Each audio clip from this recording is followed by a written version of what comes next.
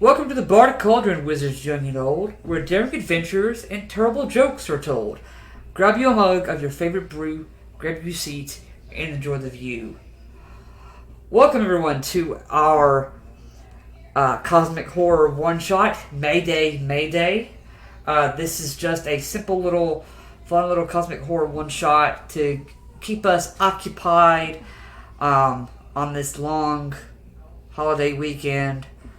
So, while we wait, a couple updates for you guys. We're going to be doing some transitioning here. So, on Sundays, we're going to add another full-length campaign with Snoob is going to be running a Grim Hollow homebrew. So, you'll hear more from him. Alternate. We'll do part 2 Chris Estrade. One weekend, then another weekend, and it's going to be Grim Hollow. That way, you guys always have something new to watch. But besides that, without any further ado, let's go ahead and jump into tonight's session with a fun little intro.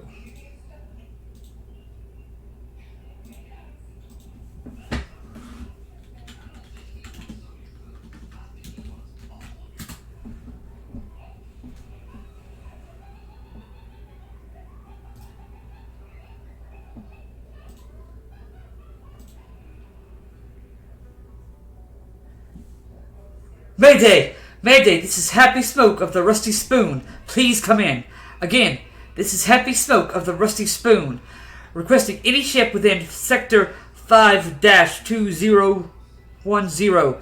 That is Sector 2010. Ship has crashed on unknown plane. Captain and rest of crew is missing.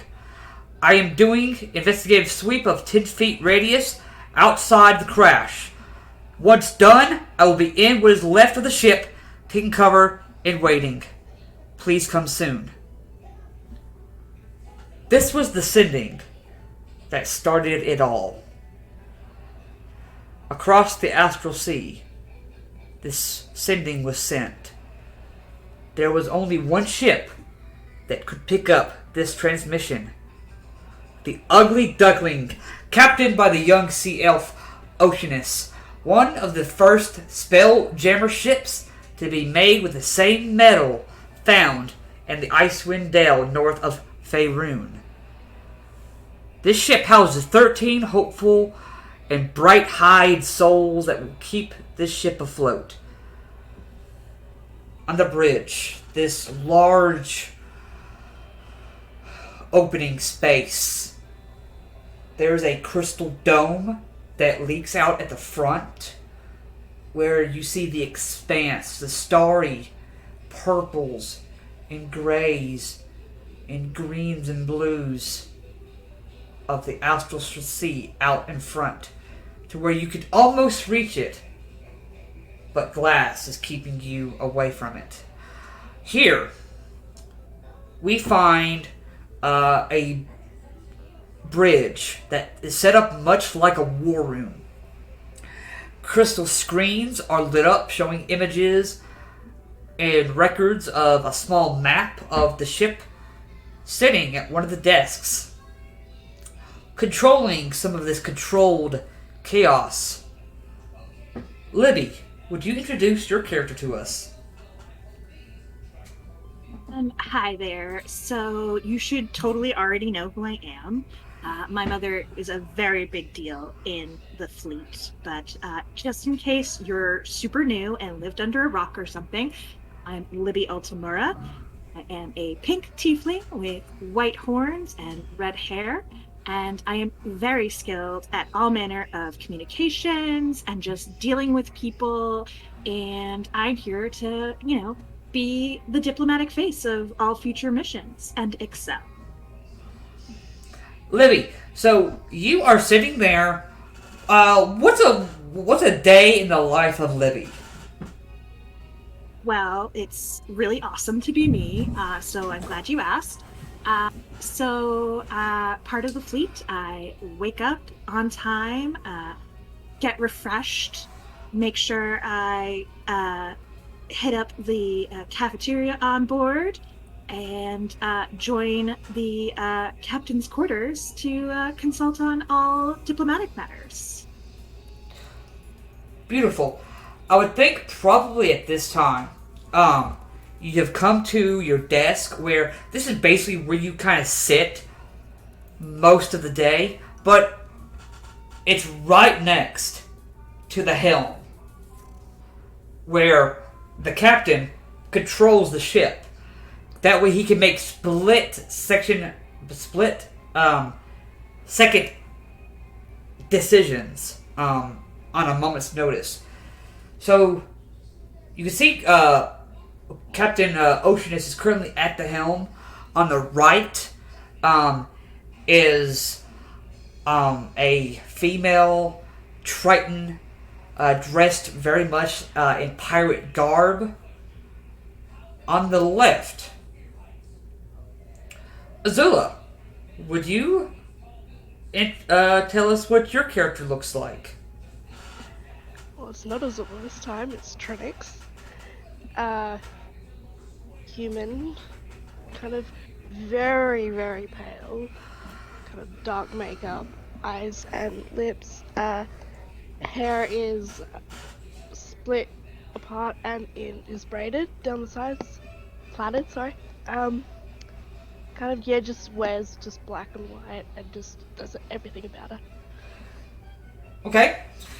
And so at the current time, you have already finished making your early morning rounds, going from cabin to cabin, room to room, section in section, making sure that there is no one that shouldn't be there and everyone is doing what they're supposed to be doing. You are probably maybe 20 feet from where Libby is. When Libby, you get that sending. I will read that sending again. Mayday, Mayday. This is Happy Smoke of the Rusty Spoon. Please come in. Again, this is Happy Smoke of the Rusty Spoon, requesting any ship within Sector 5-2010. That is Sector 5-2010. Ship has crashed on unknown plane. Captain and rest of crew is missing. I am doing investigative sweep of 10 feet radius outside the crash. Once done, I will be in what is left of the ship, taking cover and waiting. Please come soon. Okay. So obviously we've heard that. Yeah, both you and Libby have heard that. We'll look to Trinix and say, tell the captain if the captain's out of earshot. And I will try to reply to the ship that's in trouble and saying, Ugly Duckling here. We're hearing you loud and clear. Can you give us some more information about your coordinates?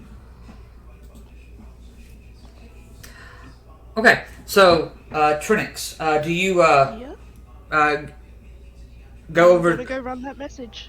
To the captain, okay? You can see he is currently... Looks like he's in the middle of singing an old sea shanty. He's like, leave her, Johnny, leave her. Oh, yes.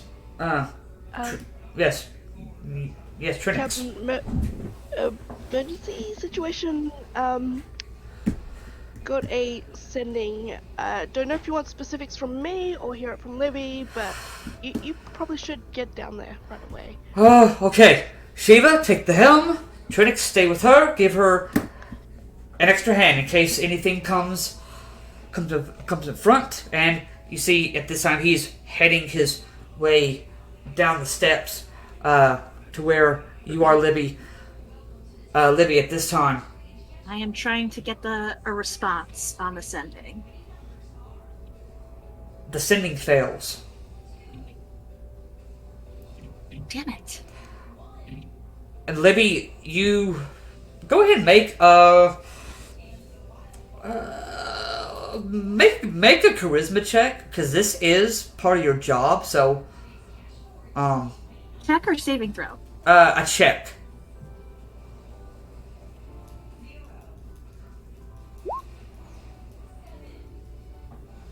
24. 24. Though this is... You've only been doing your job officially for about maybe 2 weeks. You've gotten used to how this thing works. The only time a sending would fail is if the recipient could not receive it. I.e., Doesn't make any sense. their communications went down as soon as he finished sending that message. So it's not my fault. No, it's not your fault. Obviously. Obviously. But by this time, I'm gonna keep trying, even though the captain is down here. Work. Alright, Libby, what do we have? We have ask for rescue from Happy Smoke of the Rusty Spoon. Apparently, they crashed in an unknown plane, and I think he said that the captain and crew were missing, and then communications just failed. They're not coming in again.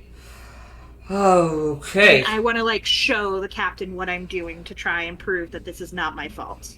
No, yes, I see. Alright, so, I don't know if you remember or not.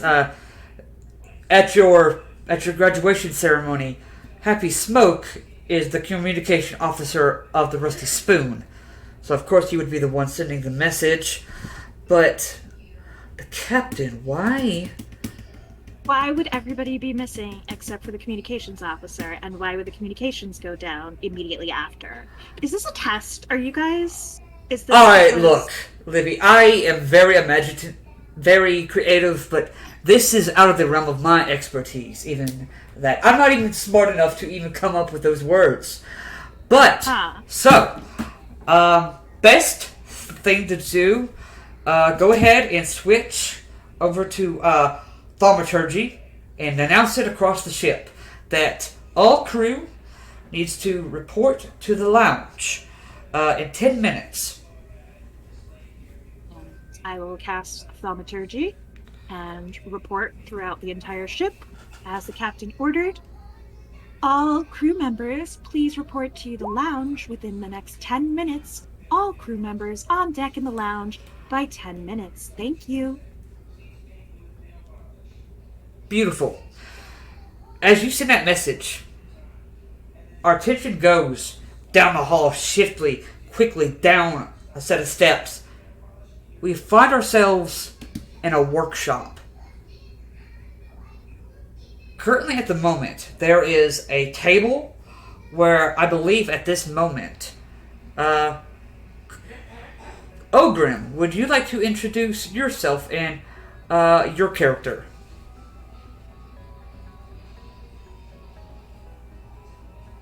I was muted. Yes. Ogrim is a giant hippo man, a GIF. He's currently working on a gun. He's got a gun that he's fine-tuning. He's got a giant keg of alcohol at his workstation, and he not very happy to hear that everybody has to report, and he's definitely bringing the keg along with him. At this point, you see your door slides open to the side, which you're still getting used to because the door slides in the wall somehow, some way. You haven't figured that out. You're not that smart. I don't care. Yeah, no. But you're hit with this aroma. It is a mixture of good and terrible smells. It is like old dirty laundry mixed with Calvin Klein cologne. And you know who that is. You look down and you see this brown goblin. He's got goggles on his head. This is Stench. Stench, like he is a terrible stench. Yeah. I figured. Hey, Ogrim! I gotta have a word with you. I'll have a word with you. Take a fucking shower, mate. I do. I take one every day like I'm required to. But look, I told you if you're going to use my tools, to put them back in the same place. Same place! I've been putting them back, you fucking pest. I've been working all day. Really? Then please. Really? Then tell me where the smithing tools are right now, Ogrim. That's easy. They're in my backpack. I'll take them out of my backpack. I was borrowing them. You need to log it. There's a log for a reason. Piss off. I always bring them back. Ah, Anyway, I don't want to pick up the barrel of alcohol. we gotta get to the lounge. fine. Hey, can I sit on your shoulder again? How do you smell today? He smells better than he usually does. Climb up, you fucking piss out. He kind of climbs up, he kind of just sits there on your shoulder. Alright, you all now arrive in this lounge area. Basically, it is basically a couch with like 4 or 5 chairs. And you see at the current moment, the captain is looking out at the little window. There's a little small like dome, like 5-foot dome window that lets him look out. Alright, how's everyone doing this evening? Stench, you smell better than usual. Ogrim, you smell like you've been drinking already. Great. Yep.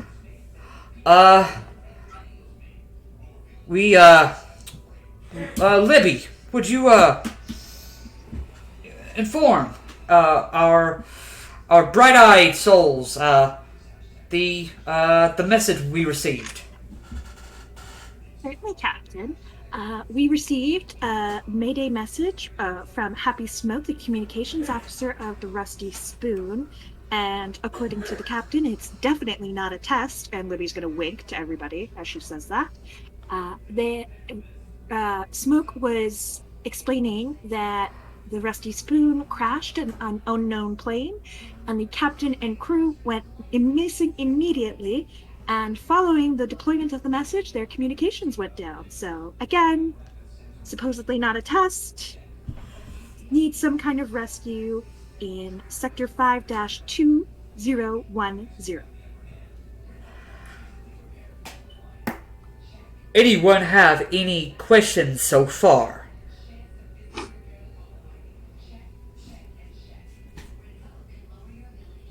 Well, obviously we're going to launch a rescue. Yes, that's the plan. But here is a tiny issue. I did a quick little gander while you were all gathering at my astral map. There is nothing in 5-2010. Nothing that shows up on the sensors. No, there's no known plane. I thought it might have been Theros, but no. Theros is a couple more jumps away. So has this place never been explored or mapped or? From what I can gather from early explorations, no. This is one section that there has not been any logging of any kind.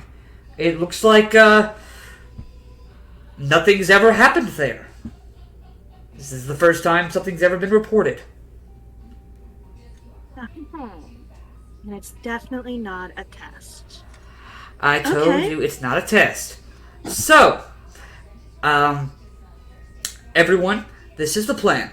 So, Sector 5, the sector is, it's going to be at least another week's journey. So, plan is we are going to go into, plane sleep. Okay. Basically, you are all gonna wake up about a day before we arrive. I'm going to be gathering some information on my own, along with Shiva. I need all of you rested and ready. I'll give you an hour to finish up whatever you were doing, but you need to be in your rooms, in your tubs, in an hour. You sure you don't want minimal crew to make sure nothing happens in those 6 days? No. Thankfully, when we do jumps, not many things can get through this thing's shell. That's thankfully that new mithril shell kind of keeps a lot of things out, and anything that gets in. But not everything. Not everything, but me and Shiva can handle ourselves. If we can handle the ghosts of Salt Marsh, we can handle these things. These things that we don't know what they are or where we're going. Exactly. This is what you all signed up for. And Libby kind of mutters under her breath where Trinix can overhear, but it's definitely not a test. So, go ahead and go up to where your tubs are when you are ready. In that time, we will prepare plain sleep. Finish up any fun hobbies, and he looks over to the druid and a rogue. I better not catch you too. Again. If you're gonna do it off the ship. And he heads back up, leaving the lounge. Stench. Everyone in the... Yeah, what? I have so many leave-in creams, so if you want to take another shower, I can totally hook you up with like a face mask and have that whole week process with the face mask. It'll be a dream. No, I'm trying my own thing. You know, that's the whole purpose. Your own Your own bodily thing is running fluids? trash on your face. No, he rubs trash on his face. I've seen it. He raids the dumpsters at night and rubs fucking junk all over his face. Yes! Doesn't help him. But like, Besides, why? do you not understand how the tubs work? I'll smell better after a good plain sleep. Yes, if you shower first. That's not how they work. You see, he kind of hops. Disgusting, mate. You see, he kind of goes in and hops off. He's like, Ogre, just make sure whenever you're done, just put my stuff back up before we go into another plane. Right. Last thing I need Right. is my tools to be lost in the middle of frickin' Theros. You smelly little pissant. You see, he kind of hobbles off, and you see the rooms are not too far from the lounge. You can see he kind of goes in his room. You see the door slides open and slides closed as he walks through. Don't understand. You have to like try hard to smell bad in the astral sea. I know. It's quite a talent he's got. Annoying little prick. I don't think talent is the word I would use for it. Whatever, I guess we have to go get ready for stasis mode for this mission that's totally not a test. Right. As long as I get to shoot something, I'm fine.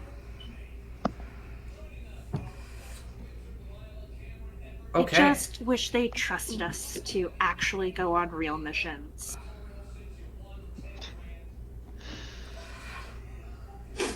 All right. This is gonna wait to be the last one out, just to make sure everyone's like cleared the room, and then Okay. a sweep of all the rooms, just making sure everyone's doing the right thing. Yeah. And Libby will go to her bunk and slather on her It hair mask. It's face literally mask, and horn mask. a tub.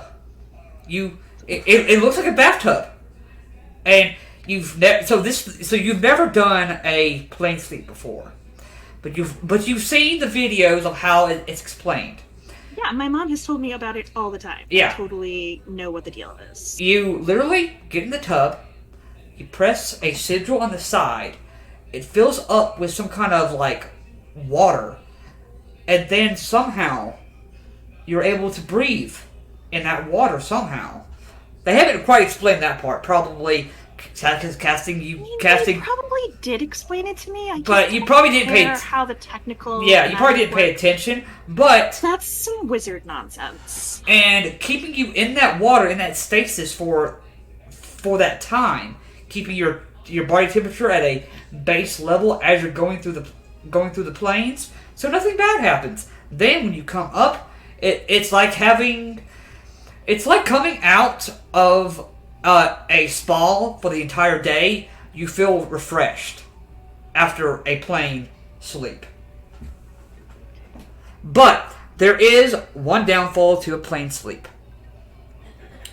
There is a percentile chance that someone can wake up with plane travel sickness. Plane travel sickness. Basically what happens, you guys will roll a con save when you guys wake up.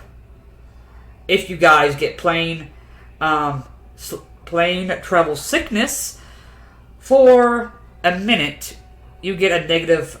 You get a 1d4 taken away from your ability saving throws, checks, and attacks. They haven't perfected how to. They're still working on medicine that cures that, but they have not done it on humanoid trials yet. It probably won't happen to me because, like, I'm a legacy and my mother has been, like, between sleeping and traveling across the astral sea since I was a baby. And, you know, my genes are probably really hardy and used to this, so it's fine. Yeah. Just jinxed yourself. Disadvantage when you make that check. Anyway, Ogrim. Anything that Ogrim wants to finish up before he goes? I'm just gonna purposefully unorganize all of his tools before I go to sleep. Alright, so you're taking, and he has every tool set available.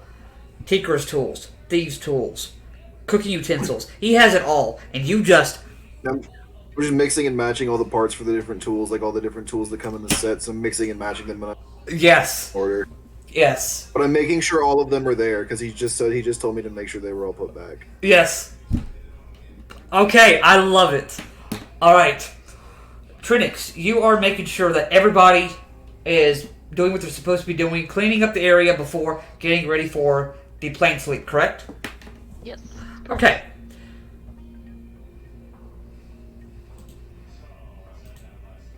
And then Heading when I to... get in the the tub.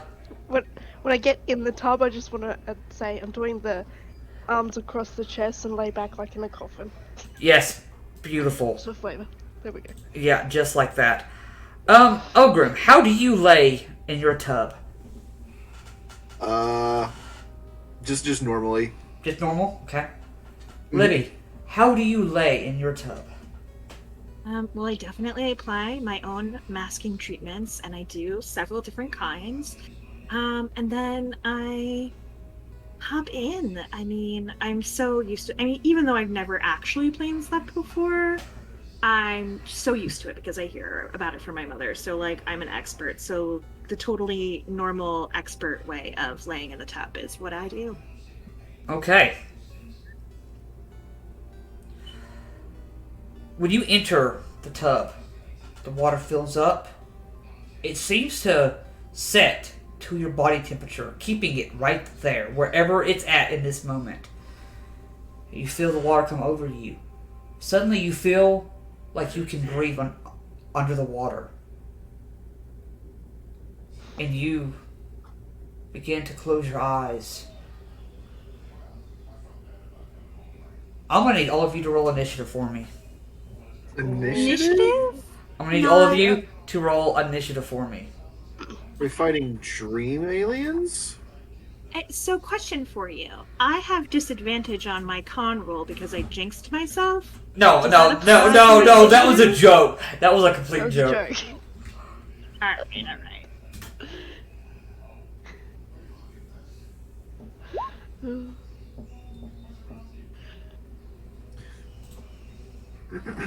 Okay. And, Alright, so give me a moment. I am rolling for Aaron in case he does arrive. Alright, so we are starting up with Trinix, correct? I believe so. Did I roll the highest? I guess so, yes. Wow. Okay. Oh no. Give me a moment. Never good.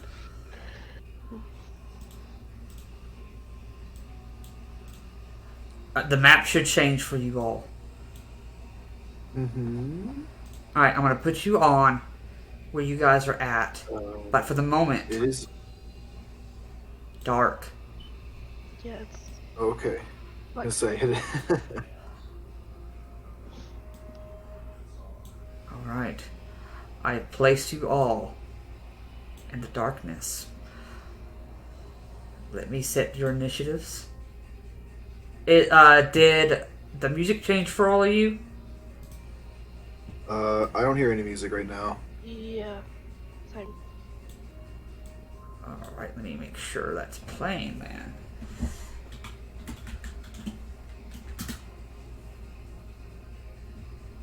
Oh, there we go. Now it is playing. Alright, Trinix. You are the first to wake up. As you are waking up, ever so often, you can hear a Mayday! Smoke! Sector! Broken up sending. Being transmitted through the thaumaturgy system. It's just playing. The lights are off. It is dark. And every now and then you hear a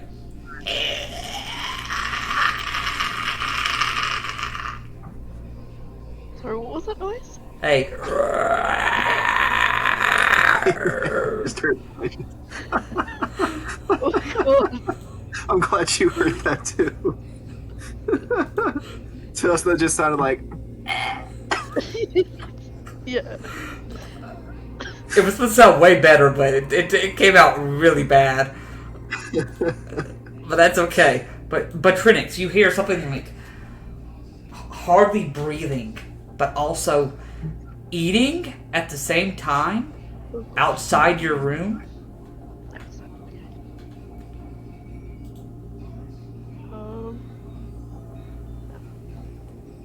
Sorry. So it's completely dark.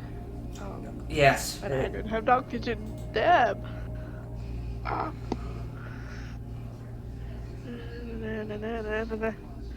no. So can I assume that broken up message is the same one from Happy Smoke earlier? Yes. It is the same Okay. one. It's just it's like every fifth or 10th word is gone. Okay. Or it only gives the 5th and 10th word. Okay. You have I 30 feel like I need to put a light on. I just don't know how. Okay.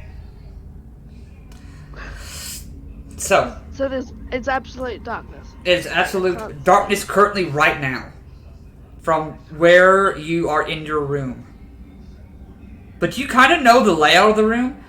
And you know you have another person that rooms with you. The druid. That you guys have kind of talked a little bit, but not really talked. You're like roommates, but you guys only make sure each other are living, and that's it. Okay. But you can hear somebody. Is that the same druid that was accused of being with a rogue? Yep. Okay. Not being smart. Yep. So the eating's outside the room. Yep. Eating's outside the room. I'm gonna not be smart and try and get out the tub.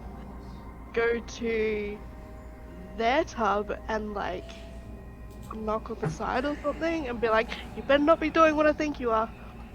You knock on the tub. It is hollow. There's no water, and you can as you get close to her tub, you hear the sound of the door opening. Because because it's proximity. You walk close enough to it, and it opens. And now you can kind of see a light. And I will give you a little bit of light right here. Okay. Oh no. And Okay, you can currently see this druid is currently, looks like she is hand deep in the chest of the rogue. And she is ripping out some of his organs. And it looks like she's eating them. Okay. Attack this thing. Oh no. You are not within range, but... And you used your movement, but it does not see you at the current moment. Do you have any bonus actions? I do. Oh, I can't have any bonus actions. Oh, most of my stuff is bonus actions. Okay. Good to know. Oh! Reminds me. Make a con save. To see if you, yes. Yep. to see if you get... 7. 7? Okay. Oh no. Alright. You, for 1 minute, subtract a d4 to all your checks, saving throws, and attacks. For 1 minute. As you're recovering from plane travel sickness. Plane travel sickness. Yeah. Okay. I'm going... How does it work? It's concentration for a minute. Let's go. Ensnaring strike. Preparing for the next round. Because it's Okay. for a minute. Yeah. Sounds good. Okay. Libby. Don't do that bit. Yeah. You wake up. I believe you have dark vision, correct? I do. You wake up and you can hear the same message being played. And you can look in your room. You see that your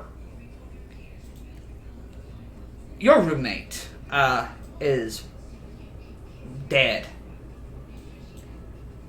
But it looks like she was not who she was when she went to sleep. Something happened to her. She looks like she reanimated.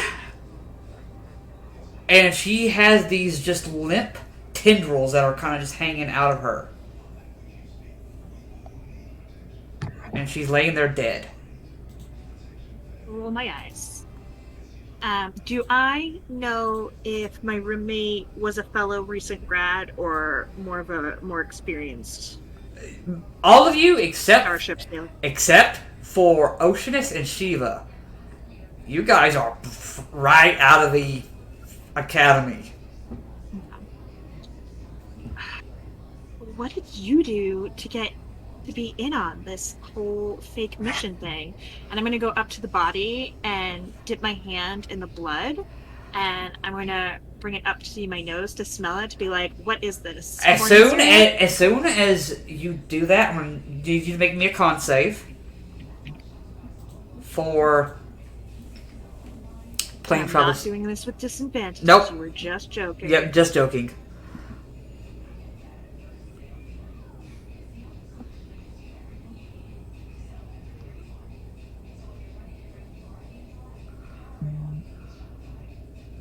$15. 15. You do not contract plane travel sickness. I told you so. Yeah. So I'm sniffing my definitely super dead roommate's blood. The moment you stick your hand in her body, you feel something attack you. I'm going to make an attack roll at you. Does a 12 hit? It does not. You watch as this tendril from inside your roommate's stomach reaches out and it tries to grab you. Oh my god, ew! That's all. That was your action. Do you have a bonus action?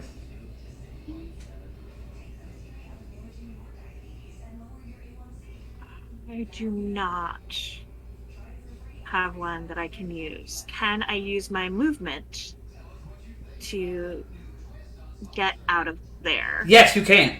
You know, as soon as you make your way out this door, its proximity, it'll open itself. So you don't even have to touch the door. So that's 10, 20. So I can get to the door and a little bit out of the door. Yep, Can you eliminate that for me? I can. You can now see, Thank you. and you got, what, 60 feet? 30. 30 feet. That's still pretty good. You can see the druid over here, over the rogue's body, just... And you can see the tables and everything over there in the kitchen. It's smashed. Looks like it's been raided. Oh my god, such theatrics. Do I see Trinix around anywhere? No. She is just out of your 30 feet Okay. of dark vision, unfortunately. But Trinix, you can see... No, you can't see her because you can't see at all. I'm just revealing stuff. That's right. Yep. Okay. That is... You might have heard me say, oh, such dramatics. Yeah. So you probably now know that Libby's there, somewhere in the darkness. Don't know where, but you think she's somewhere in the darkness. That's... Anything else for you? Libby? Nope, that's it. That's all I got. Ogrim. You wake up. Do you have dark vision? No, I do not. Alright, make me a Constitution saving throw for plain travel sickness. Saving throw. 17. You do not contract plain travel sickness. But you... No, I'm fine. It was the booze I drank beforehand. Yeah, exactly. You come to. You hear that message. The missing parts. And you can hear Libby go, it was such whatever Libby says. I'm not gonna try and imitate art. Yeah. It's dark in here. It is dark. I'm gonna try to find a light switch or something. Alright. Something to turn on light. You go to try and turn the light on. You just hear, Yes. like the power's been drained. I assume I'd have some type of like, I don't know, we're adventurers. I feel like I'd have some type of like lantern or torch or something in the room. Maybe not a torch because we're on a spaceship, but like something of that sort. You do know that, Stench keeps a bullseye lantern in the, in his, alchemist lab, which is right across from where the workshop is where you work on your gun. Yeah, I'll go try to find that. Stumble my way through the darkness. I assume I have some type of weapon on me somewhere nearby. Like, yeah. Maybe find. Yeah, you're able to find it and grab it. As you come out, where you know where your door is, and you hear it just open up, there is a light right here that seems to be like flickering every like 5 or 6 seconds, to where you can see this druid just. Fucking shit! Can I shoot it? You can shoot it. With my musket. I don't fucking like that thing, so I'm gonna spend a grit point to do a bullseye shot. Okay, and so give that myself advantage, on that yeah. roll. Do it. 19. 19's definitely gonna hit. 4. 9 points of piercing damage. And this is a musket. Does it do the fire damage at the end? No, it's just piercing damage. Just piercing damage? Okay. How do you want to kill it? I just want to shoot it through the back, kill it. Just instinctive. Yeah. He just saw a weird, gross zombie thing and said shoot it. Yeah, and it just immediately drops instantly. And Trinix and Libby, you all hear from the shadows, you hear a big boom, and you see that zombie just drop. Where am I at on this map? You are now Right. right here. Oh, okay. It's just dark. It's just dark. There we see. Yeah. At the end of your turn, Aaron will not be with us. He family emergency. But you see Michael, the total cook that you guys have been eating your meals from. He's been cooking them. Comes out.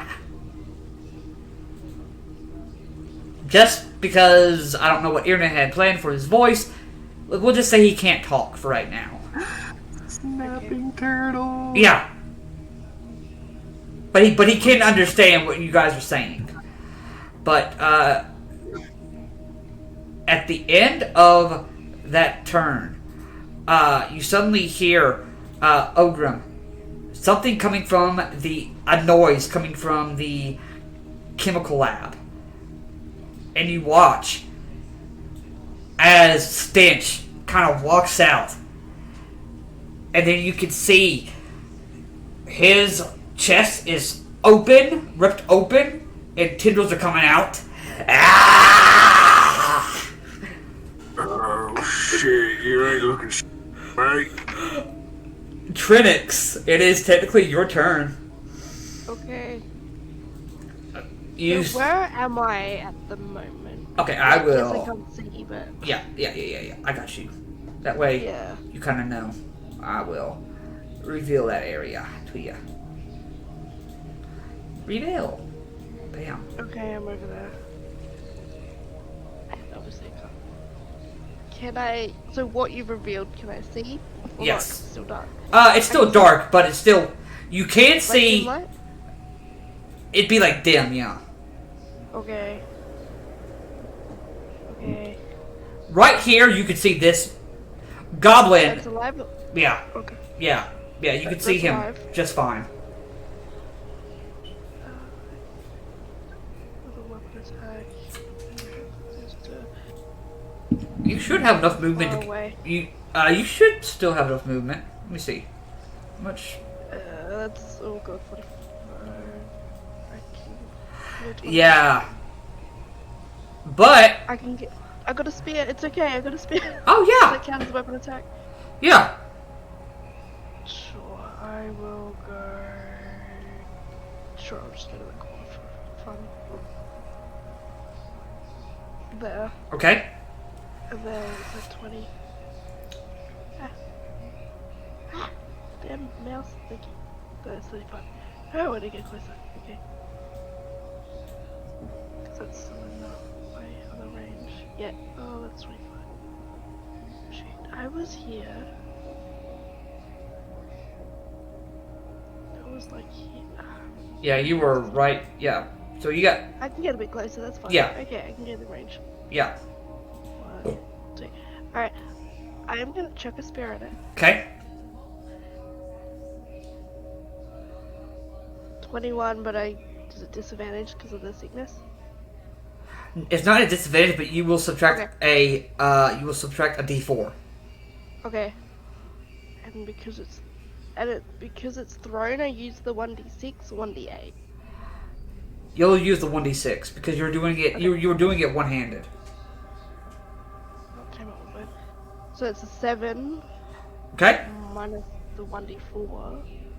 No, the d4 is going to be to hit. Oh, So okay. yeah. Right. So it was a 21. Minus the and then d4. minus the d4. Oh, That's 3. So that's 18 to hit. 18 still hits. Okay, and that's 7 plus my snaring strike. Yeah, Which because you is- did have it ready. So on your spear. Do So we take the 2 from before when it rolled, or do I roll it again? we'll just take the 2. Okay. And then it has to do a strength thing. Okay. That thing. Yeah. Let's say strength check.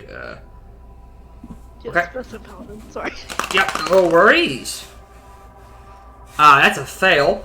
How do you want to do it? Just like, it's the only thing she can see in this like dim light. She's just gonna run up as far as she can, just grabbing a spear from who knows where, and just chucking it at it. Yep. Okay. And then the lantern things. Yes. All right. Libby. So at the moment, you guys are technically out of initiative at the moment. I want to grab the spear then. Yeah. You guys are technically out of initiative. Question for you. Yes, When ma'am. I dipped my finger in my roommate's blood and sniffed it, did it smell like actual blood? Or did it smell like makeup or something? It smelled like blood. It definitely had a irony smell to it. Okay. I would like to go up to the goblin body, if I can. Uh-huh. And I'm gonna kind of give its foot a little kick. Just to see. What happens? Yeah, but I don't want to, I'm You like watch- trying to not get super close because I don't want those tentacle things to jump out. You watch as you kick his foot. His belly goes up, and you see it. You see the tentacles come out of it, like ah. Back off. Yeah, jump back. Okay, so is this real? Yes. The other one looked like the druid person that I would kind of bunk with. They're the one that kind of got like, I don't know if you call it yelled at, probably not, but like. Hot and heavy with the rogue. Yes, that one. Oberon, That one do you I have... know. And I'm gonna turn to Oberon. Oberon, do you have tentacles coming out of you? Last I check. Nope. Okay. Nope. And I kind of tilt my head to look at our snapping turtle cafeteria person. Do you have tentacles? You see, he kind of like rubs his belly. You don't see like any cuts or anything that would show any wounds similar to what your crew has experienced. All right. I do feel queasy though. That would probably be the travel sickness. You'll get used to it. I'm gonna Great. run back into my bunk for a second because I need to grab my weapons. I'll be right back. And Please don't go anywhere. At this point, you can see this almost looks like an insect is crawling out of your room, and it looks up at you. I Don't go in there. I am going to. Oh, I need to get my weapons. You see, I got it. okay, go ahead and make that attack. Let's see. Oh yeah, 21. Yeah, that hits. 21. Gun What versus about the space bug. Love it. 9 points of piercing damage. How do you want to do it? Just explodes it. All Okay. over the walls. Yeah, just. This is so gross. I will be right back, okay? Just a quick Okay. second. Grab Let's my go. gut daggers, grab my rapier, and then we will explore the rest of the ship, find out who's not tentacly, and everything will be fine. I mean, like, it would be good if we can get the power up and lights working. Yes, I agree. But again, I need my weapons. At this time, Trinix, you see from the goblin's stomach a bug similar to that starts to come out. You see Michael goes ahead and runs over and makes an attack on it. Okay, good. Libby crosses the Oh, threshold yeah. back into her bunk. She's Yeah. just gonna be like, good luck with that. He takes the frying pan and whack!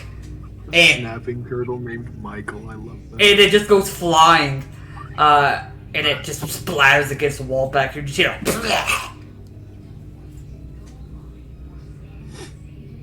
Meanwhile, I'm in my bunk. I'm grabbing my my 2 daggers and my rapier, and I'm. Oh, you would also know the Tesla battery that runs the entire ship is on this floor.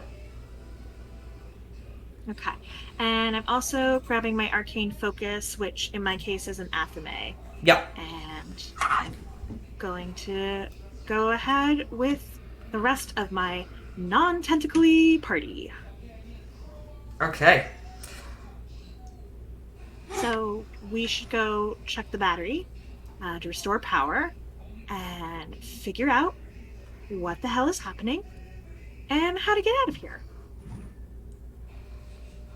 Yeah, sounds about right. Where's the battery at? Battery is right to. It is to. It's actually to your south. There's a pathway right here.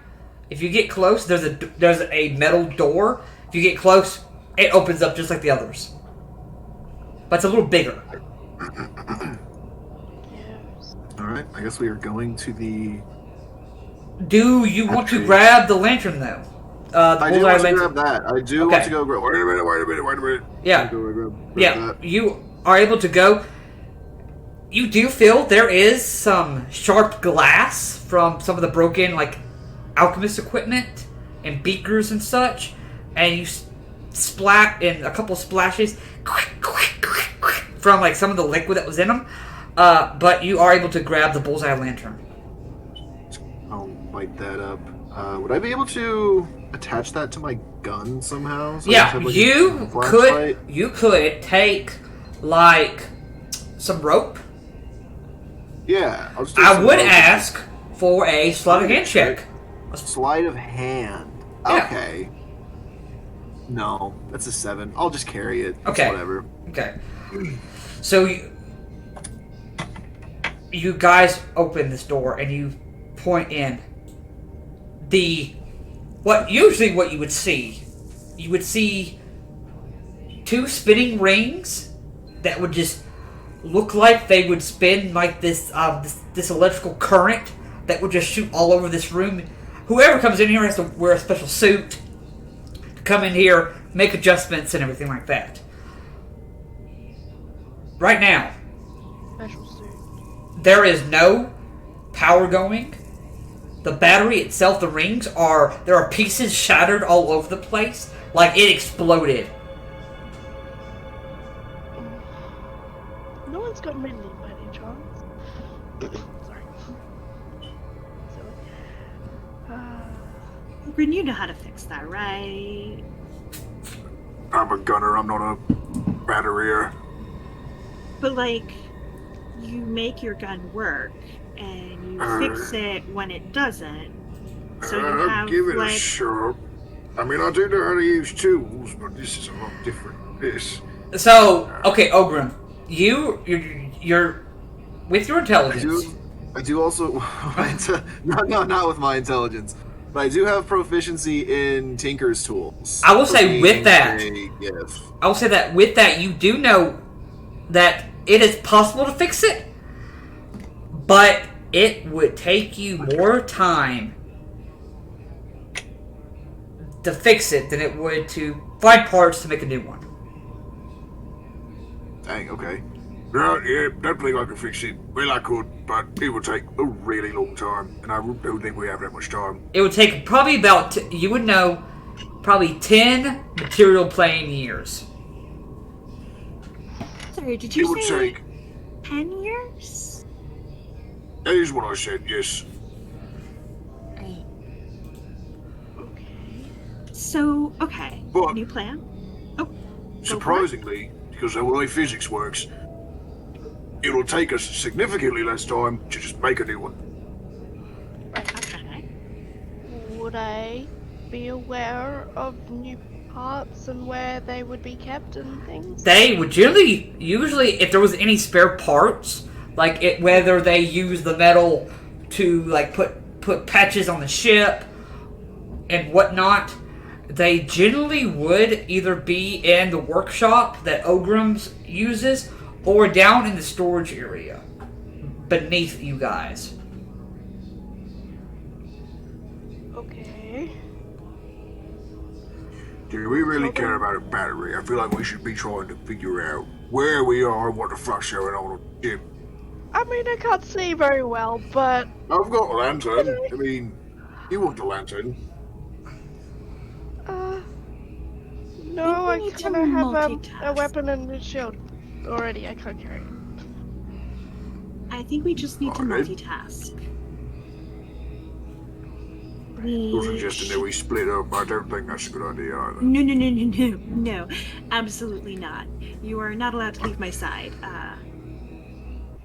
That is not what I'm suggesting. I'm suggesting that we do multiple things at once. I think we should do a sweep of the rest of the ship to see if there are any other non-tentacly survivors, and ideally one of our main spellcasters who could potentially cast plane shift to get us back home might still not be full of tentacles. In the meanwhile, while we're also looking for potential survivors, we should also look for equipment to build you the new battery thingamabob. And so, doing a head count, there was 13 on the ship. 13. 3 are now dead. Yes. There's 4 right here. Yeah. So there is, 6 people still unaccounted for? Of your crew, yes. Okay. Well, Cool. I'm happy to go with the plan to sweep the ship, but like Yeah. carefully. Okay. You never know where these things are. You check the other rooms down here just to do a quick sweep. Looks like nobody is in these rooms down here. I'm gonna go ahead and reveal these areas to you. These are the other tubs. Nobody else is in here. And here's your lounge area. But you can tell, it looks like the lounge has been ripped up. Some of the stuffing has been like played with. Looks like it's bad. And even the dome window looks like it's broken out. Looks like a rock band came through, had a party, and left some aliens for you guys to mess with. Good, obviously. All right, next level. All right, because you I'll follow you. yeah, because you got to do a quick sweep to the right. That's the alchemical lab that Stench usually uses. Doing a quick sweep here, you do find there is one healing potion here that he made. One healing potion. Take a hold of that. Yeah, we'll take that. It is the only one left, and you guys know there is a side effect to using his potions. Oh god, you're gonna smell bad. Yes, Cross the bridge when we get to it. What level of this healing potion is it? it is a regular healing potion. Thank you. Okay. Yeah. So Libby's holding that one. Yes. Okay. Cool. All right. You do a quick sweep over to the right. This is the workshop area. It looks like this is where any like extra like long swords, short swords, and other weapons are usually kept. Looks like Crossbows. there is a crossbow. I would like to pick that up. Any crossbow bolts? You were able to find 10 crossbow bolts.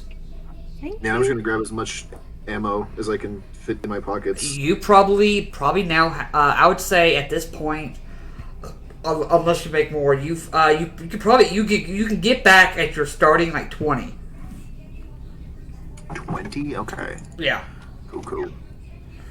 Okay. Anything else that might be good? No, there really isn't much else. Looks like everything else has been taken, at least at the moment. You do know the storage area. There is a little like this looks like a tunnel and a cap. All you got to do is lift that lid, and there's the storage area. And of course, there's a ladder that goes down, but only one person can go down this ladder. It's very thin space. Okay. But as you open up, Trix, do you want to stand at the top of the ladder to make sure nobody comes up while Okram takes what he needs and I cover the back? as soon as you open Opening it though. to look inside, you see ground. It looks like the storage area has been completely destroyed in the landing. So we landed. Yeah, Landed? you guys landed. So that like soil, we see soil. Yeah, like it's like gray purple dirt. So do we crash land? Looks like. I mean, it's kind of like milestone to have our first crash landing. On what? Our first month, whatever. It's weeks out something. And when we prove ourselves and we get back, we will be the stars of the fleet because we are going to survive this and get back. And if we crash landed where we were trying to go, this is an unexplored part of the astral sea. So we might be like discoverers of an unknown plane. Yep. Of that sector number that I can't remember because... Libby, you speak Abyssal, correct? I do. In your head. Help me. Damn secret. You hear it in your head. What do I hear? You hear "help me" in Abyssal. And you know it's Abyssal. Yeah. So there's somebody out there speaking Abyssal in my head saying, help me. So It's very similar to Ascending, but yeah. it's just... I know that nobody else on my ship would be speaking Abyssal, right? Like, I don't recognize. Nobody else on your ship knows Abyssal. Usually, if that language comes up, usually the cleric has to change out the spells to learn that language for the day and whatnot to keep records. This is why I'm in communications, because I speak Abyssal, Common, Infernal, Primordial, all the major languages that you need for interplanar travel. Well, the exotic languages anyway. Anyway, so somebody out there is talking in Abyssal in my head, saying, help me, and it may be a trap. I feel like it's probably a trap, just the way this day is going. But... I mean, we could try and find them and, observe them, say, a day, and I might be able to know what they're saying. Yeah. Well, I mean, I can know what they're saying without any spells, because I'm really good at what I do. But that's neither here nor there. I still think we should finish sweeping the ship first. All right. I think our crew is our number one priority over anybody outside of the crew. Well, we're going to go to the floor below, and we looked down and the storage is gone because that's the ground. Yeah. The next viable options, left and right, there are sets of stairs that go up to where the bridge is. Oh, I love how that music transitioned right there. Yeah. I mean, can't go down, go up. Yeah, you can go up to the bridge. Left or right, take your pick. Do we think the bridge might have the supplies we need? The bridge would hold the helm, where the captain stands and looks out at the astral sea in that big dome window, as well as your desk, and not the bridge itself, but there are a couple other areas that you guys might want to check. There is the medical lab, which is where the cleric usually hangs out, as well as the quarantine area to deal with those that maybe should not be on the ship. You see how useful that's been. Yeah, exactly. I mean, I wouldn't mind having a look out the window. Out the window? You Yeah, go like, ahead go? and take Yeah, a quick go look upstairs and don't. Yeah. at the window right here, at least where the lounge area is at. Okay. Looks like barren rock. You guys are on some kind of rocky, sandy soil of some kind. The air, the sky is purple, and every now and then you see a flash of lightning just. Oh, just like her. Yep. Just like home. So left or right stairs to the bridge? Tiefling Libby, you seem like the one in charge, so just sarcastic as anything. Yep. Alright. I'm following where Libby's going. Alright, Libby, left or right? It's left. It doesn't really matter. We're gonna get something jumping out at us and tentacly anyway. Alright, you guys are gonna go left. You guys can now put your tokens on the left-hand side, at the top corner. That's where those stairs come up. Yep. And at this point, Ogrim, as you are putting your light around the area, you guys can get a glimpse. It looks like this area has been destroyed as well. The only thing standing is the helm.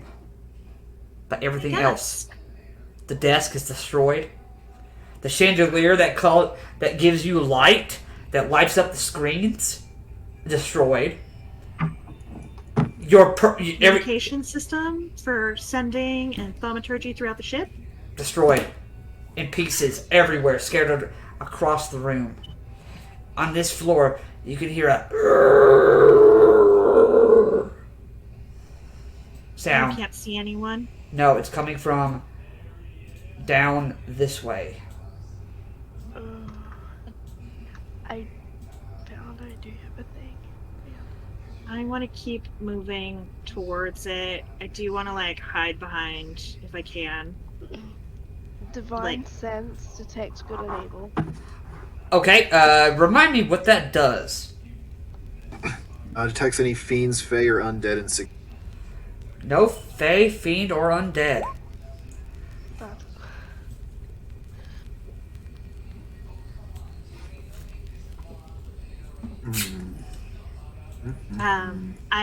I have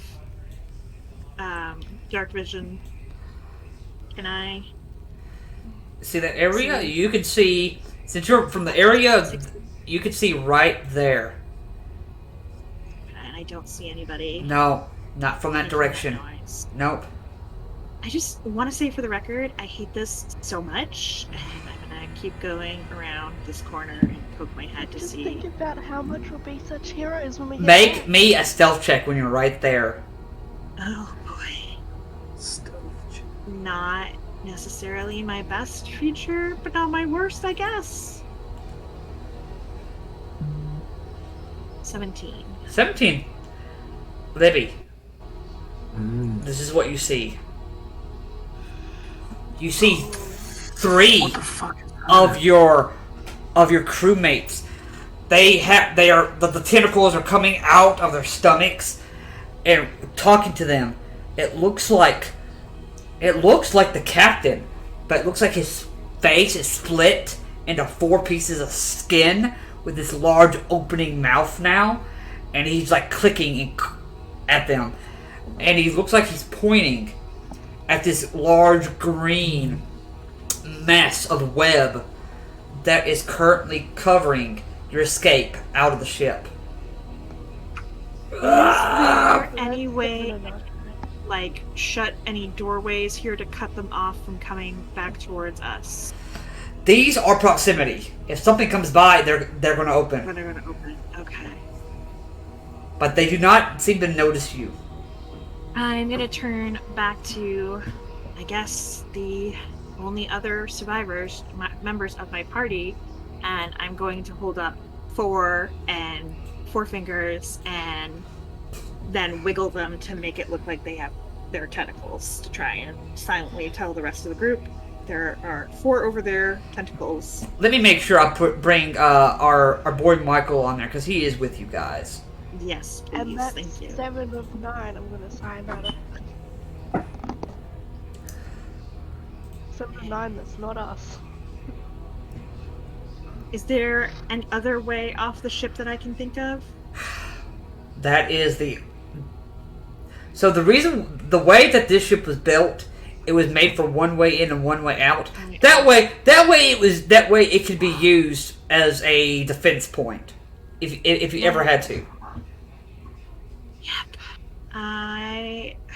You do know, so much. right across in Ogrim, you know this too.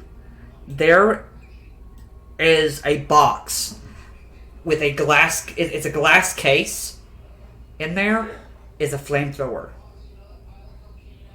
Ooh, where's that at? Where's that at? Right Oh here. no, accidentally. In my excitement, I exited out of the campaign or the game. 1 second. Yeah, it is. Yeah, he's like flamethrower. Yeah, I did. In big common letters. Use only in emergencies. There, 1 second. This certainly qualifies.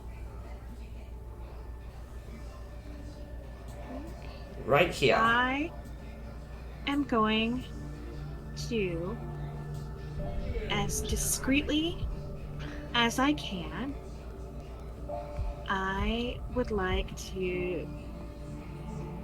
how far away am I from all these baddies? Okay. Alright.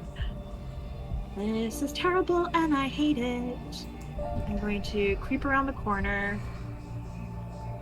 so that I am at least within 30 feet of everybody. Yep. Yeah, just I'm double going checking. for that flamethrower. It is. Where's it at again? Sorry. It is right here. It's in a big case. Oh, it's over back there. Yeah, right there. It's in the case. It says only use in emergencies. You know that there are 5. Oh, shit. There are 5 like ammo. I'm basically using the flame bellows from the Grim Hollow. So whatever an ammo of that is, you got 5. All right, I am going to take out my Athame, which is in my case my arcane focus, and tip my pinky onto it to drop of blood, which is the material component. And I am going to cast Bane at 2nd level. So all 4 of those uglies need to make a charisma check. Charisma check. Okay. Zombie. Aberrant zombie number 1 got an 8. Aberrant zombie number 2 got an 8. Aberrant zombie number 3 got a 17. Okay, that beat it. And the Vampiric Mind Flayer I don't like that. got a natural 16 plus 2, 18. That also saved. But the 2 that didn't save, they are going to have to roll a d4 and subtract that d4 from all of their attacks or saving throws while I hold concentration on this. And I, if I can, would like to run over to the flamethrower. Okay, you gotta run over to where the flamethrower is? Yep. Okay. Alright. That is, just about, as I did 10 feet, so I can go about here. Yep. Okay. I'm gonna give everybody a chance here. Trinix, what are you doing? As you will see Libby, setting something up. And you guys have worked, though you guys have never worked on a mission before, you guys have ran scenarios at the Spelljammer Academy together. So you guys kind of know what everyone's capable of doing, sort of. So she probably just set them up with Bane. Yeah. You don't know how many I actively hit, so Yes. Yeah. be careful. Okay. So, but Divine Sense came up with nothing. No, Divine Sense came up with nothing. These did not list as Fey, Fiend, or Undead. Okay. Okay. Okay. Okay. So I And guess this has if we're been getting well surprise past a round. minute. Yes. As, Been a minute since I did the staring strike. yes, it has been. It's been a while. Okay. Which good news, you are no longer affected by the plane travel sickness, by the way. Awesome. Yay, I feel better. No.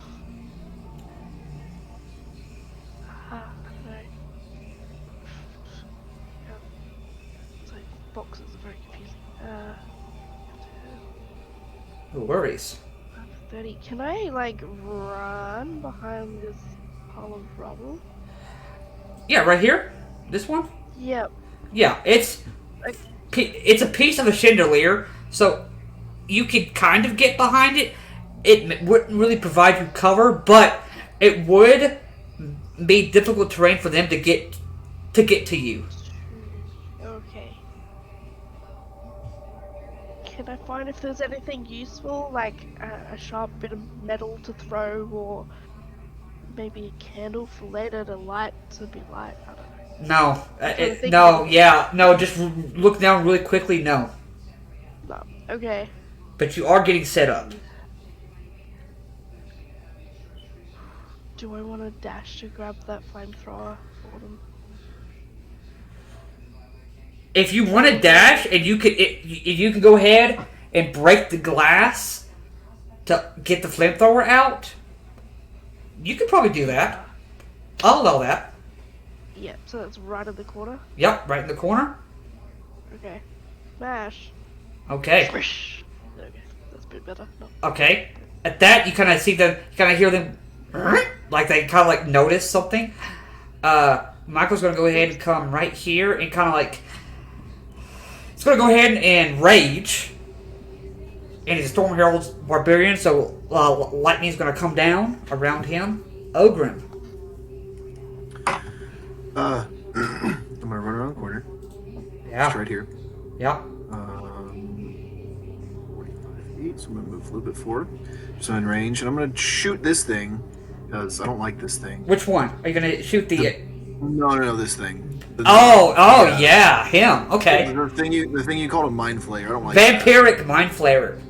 Yeah, and I'm gonna use a grit point to do a violent shot on it. Do a So violent if I hit shot. it, Okay. Yeah, it increases the weapon's damage die by 1, so I roll 2d12 for damage if I hit. All right. Sounds. I got a 19. All right. Give me a second here. I got to find something here. You said a 19 to hit?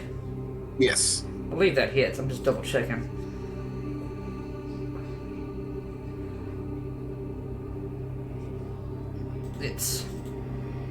I gotta pull up the stat sheet officially. And I will let you know. My computer's taking a little bit to pull up, so just bear with me. But I'm almost 100% sure that hits. I just have to check its what its hit points are going to be at. And you so go ahead and roll that damage for me. 26 points of damage. 26 points. Wow. That was almost max. Almost. I rolled an 11 and a 12 on 2d12. Wow. That's not wanting to come up. Why? Why are you not wanting to come up? Alright, let's do it this way.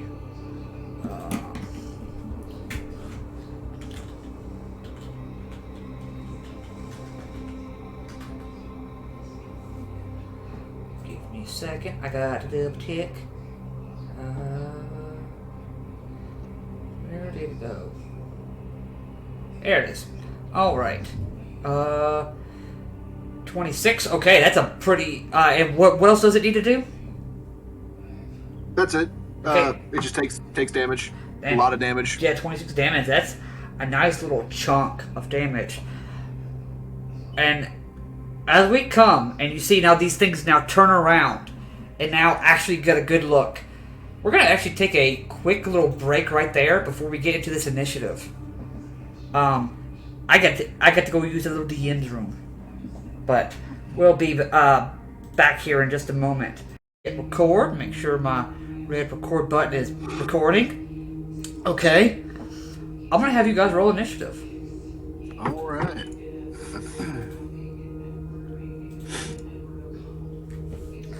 Here is Michael. Okay, cool. Here's aberrant zombies. Right. I need to click my thing first. Yep.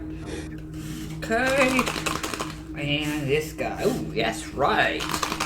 This is his new spot, so.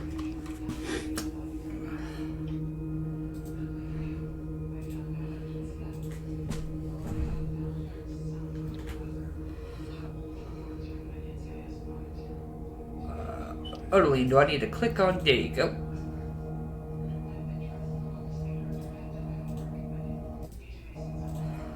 Alright.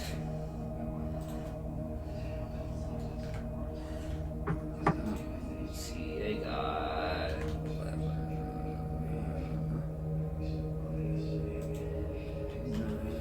Libby, what did you get?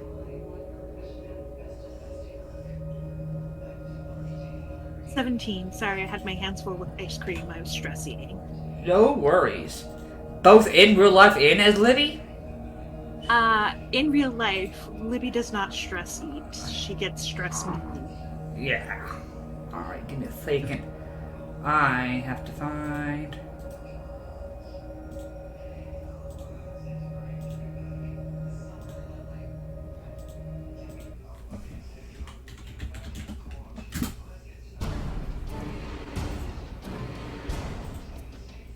Alright, first up is the Vampiric Mind Flayer.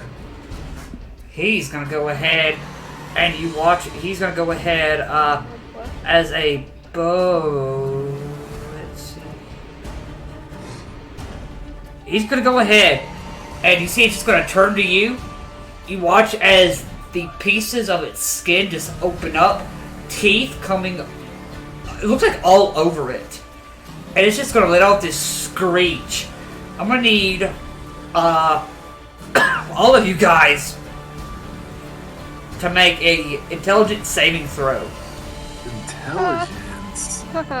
What kind of nonsense is that? Still rolled pretty decent. 14. 14, okay. Might succeed. I gotta do one for Michael. Oh, okay. Libby and Trinix. What'd you get for your intelligence saving throws? Well, I got a nat 20 Okay. plus my 2, so I'm a 22. Okay. 17. 17. Anybody that got below a 15 is incapacitated.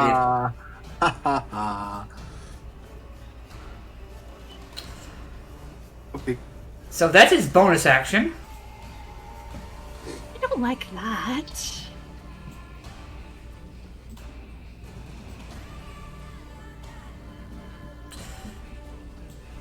What is its intelligence? Oh, not that great. So it would not notice that.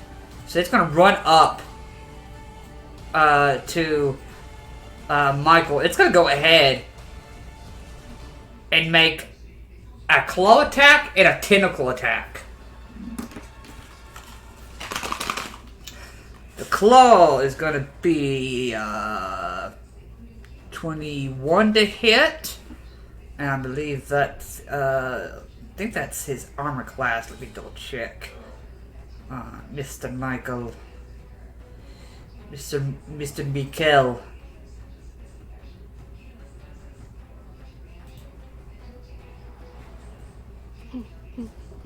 Oh, that's right. Okay. So, that's good. And the tentacle attack misses, but the claw attack's gonna hit. That's gonna be only 5 points of slashing damage, plus 5 points of necrotic damage. No, never mind. That was the tentacle. No, it was the claw that hit. Okay, cool. Had to make sure that's all he can do. Libby with Trinix on deck. All right, I am going to take out the hand crossbow I picked up and load fire away at this guy that just incapacitated Ogrim and is chomping with tentacles on Michael. Because, F that guy. Yeah, if that guy in particular, right? And I assume I do not hit with a 9. No, nope, does not hit. I am going to say some expletives, and for my bonus action, I am going to call out to Ogrim, shake it off and get the fuck up. And that is going to be expending one of my bardic inspiration die. Inspiration takes many different forms. Yeah, hey. For many different people. Yeah. It works. So you're going to get a d6 that you can add to an ability check, attack throw, or saving throw if there's any kind of saving throw to get you yourself out of this. You need them. Intelligence is And bad. that is my... oh no, I have movement. I would like to not be here anymore. So yeah, I'm gonna do that and skedaddle Okay. to here. Okay. Trinix. Yep. Well, I've smashed this window to get this, fire. Oh no, I forgot the word. Fire thing. Yep. The But flame mine is bellows. incapacitated. Yep. Am I able to use it myself, or is this? You do not have proficiency with firearms, so you would not know how to even start. Grab the thing. Yeah, you can grab it. Okay, grab it.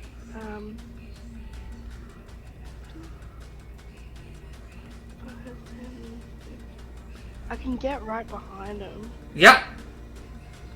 Oops. My mouse is not working.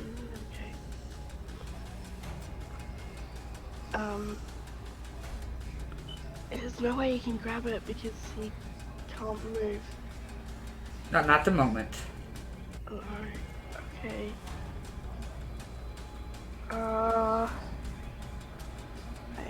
Is that? I think that's a reaction that I. Damn, that's a reaction. I know. Yeah. Okay. Is there a way to like slap him out of this spell that he's under?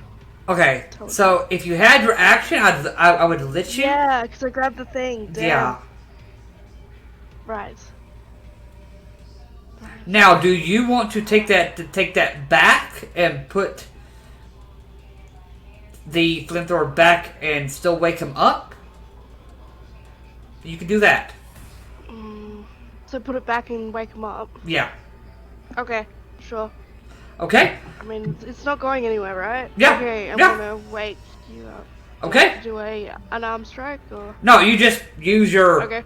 you use your turn to wake him up, like slap him, whatever. Yep. Okay, Ogrim, you are up. You have a little bit of a headache because it basically sent like this screaming shock towards you. Oh, fucking hell. Thanks for that. It's alright. Any bonus actions? Yeah, I'm gonna hold there and wait and Okay. ready for a reaction. Okay. This one's gonna go ahead and get close. It's gonna go ahead and reach out and make two claw attacks at Michael.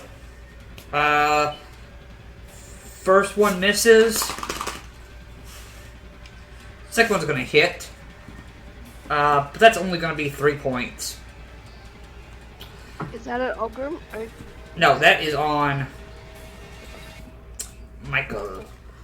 Then this one's gonna go ahead.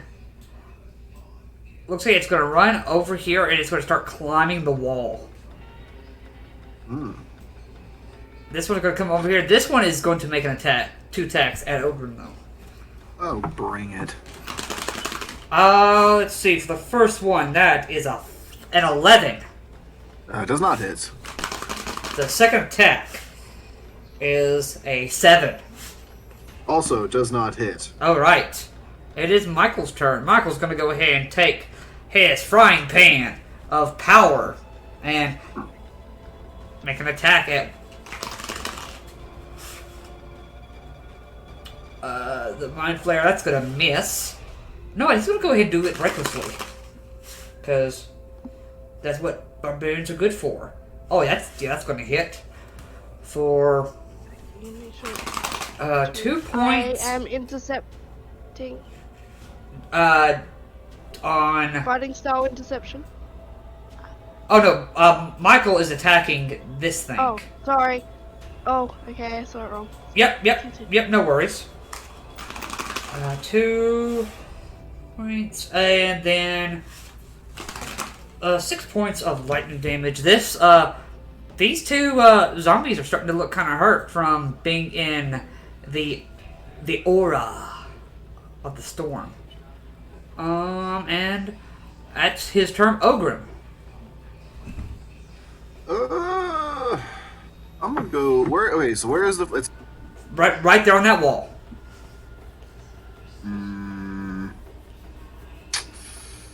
I'll start to make my way down there.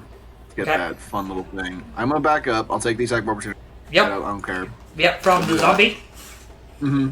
It's a natural 20, but it's only going to be like 6 points because it's. Hey, that's. Ouch. Okay, that's fine. That's. Okay, so backed up. Out of range. I am going to. I'll shoot at the one that just attacked me. Because I don't like it. Yep. So let's see here. Bam! 22 to hit. Yeah, that hits. 7 points of piercing damage. How do you want to do it? Right through the eyeball. That's a dead thing right there. Bam. So it's 10, 20, 25. I'll get right back here. Yep. And then I will... fuck it. I'm gonna action surge. Try to take out a... Okay, you're going to go Actually, ahead. I'm going to action surge, and I'm going to shoot the other guy again. And since I just killed a guy, I got my grit point back, so I'm going to do another violent shot at him with my second one. Okay, with from the musket? From the musket. That's an 18 to hit. Does the musket have the reload property? It does, but since I'm a GIF, I ignore it. Yeah, that's right. Yeah, you're good. Bam. I'm just like reloading a musket in less than a second. Yeah, so this one right here? No, the big guy. This guy right here. Big guy. Okay, thank you. Go ahead and make that attack. 16 points of piercing damage. Yeah, wow. Taking And big old that's chunks all out for of them. me. That's all for me. Okay. The vampiric mind flare's got to roll for that scream again. Gotta get that D6. Oh, D6. Here we go. Alright, we're gonna use this D6 today. Alright, let's see. He got it back. He's gonna do another screen. So, DC 15 intelligence saving throw for everybody.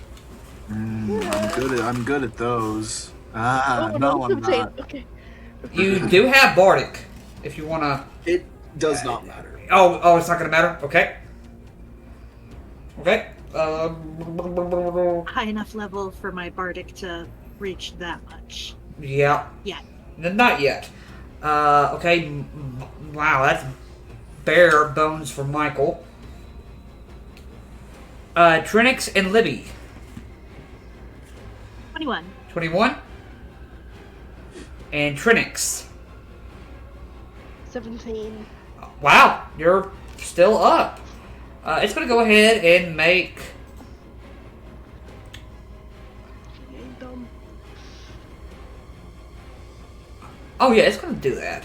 It's going to go ahead and watch. It's going to go ahead and attempt to grapple Michael.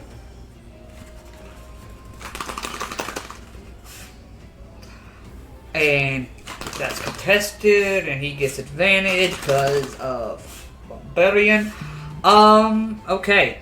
You watch as this thing grabs onto Michael, and another mouth comes out of its mouth and wraps around his face. Face hugger. And he's gonna have to make a wisdom save. Which he passes. Let's see. Now, it doesn't say if it takes what it does if it fails. It must succeed. So it probably doesn't say take half, so he's good. Barely, but he's you see he's able to fight off whatever thing this Mind Flayer is trying to do, but it's got him grappled right now. Libby. Which of the two aberrant zombies had Bane on them? Is it one of the dead ones? Or is it the two that are surviving? It is the two that are surviving.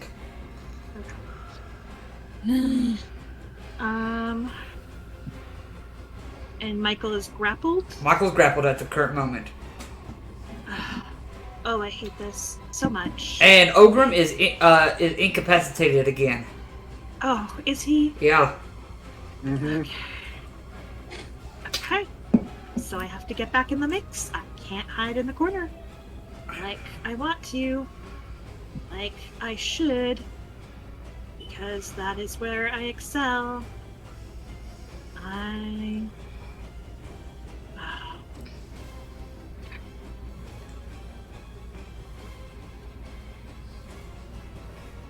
trying to get into a sweet spot where I will be within 20 feet of these two nasties, but not within 20 feet of Michael, and I don't think I can do it. Are you trying to do? What are you trying to do?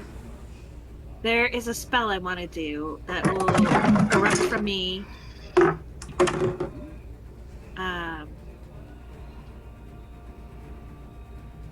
Hold on one second.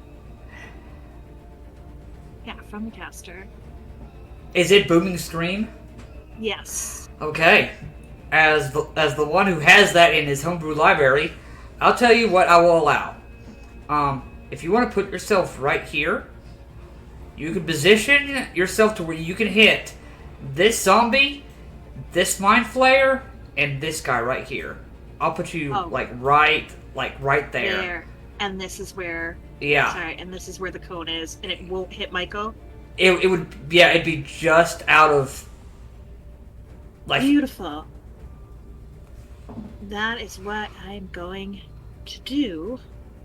And really hope this works. Okay. Remind me what Booming Scream is. It's a con save? It does not. It is not. It is an attack roll. It is an attack roll. Thank you. Wait, hold on one second. Yeah, it's an attack roll, and I'm guessing a 7 does not hit. A 7 does not hit, unfortunately.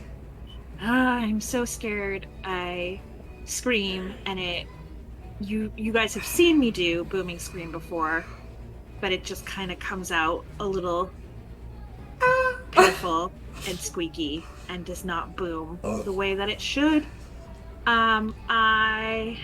Bonus action.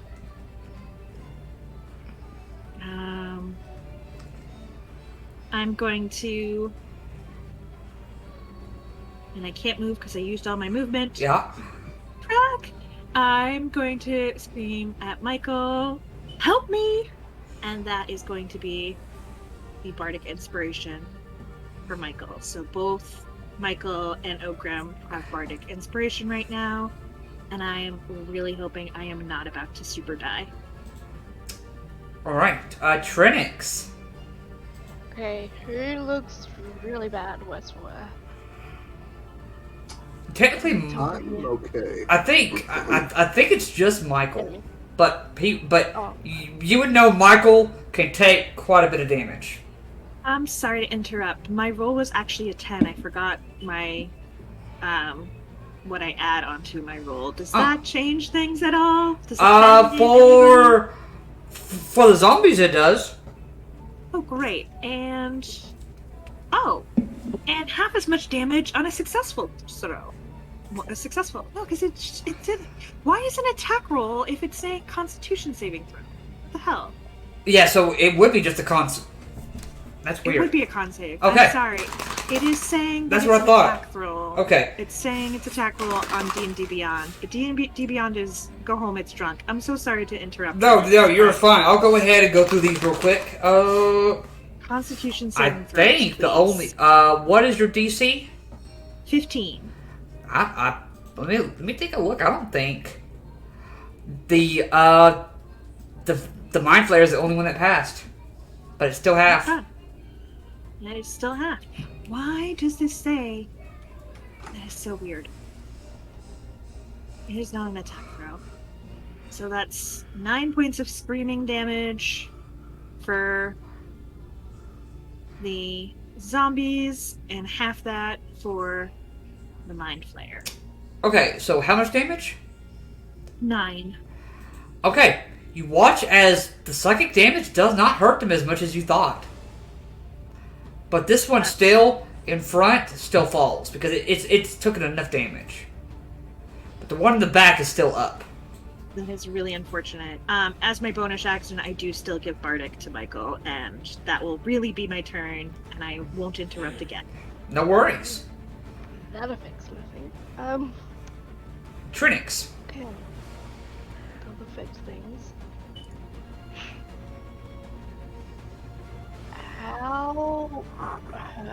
How hurt is the Mind Flare thing?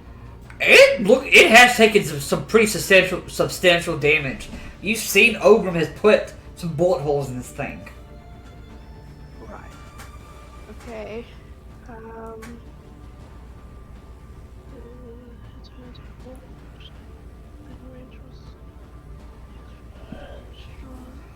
Okay. How far away? Can be 30 away. How far is it? Ah, that's fine.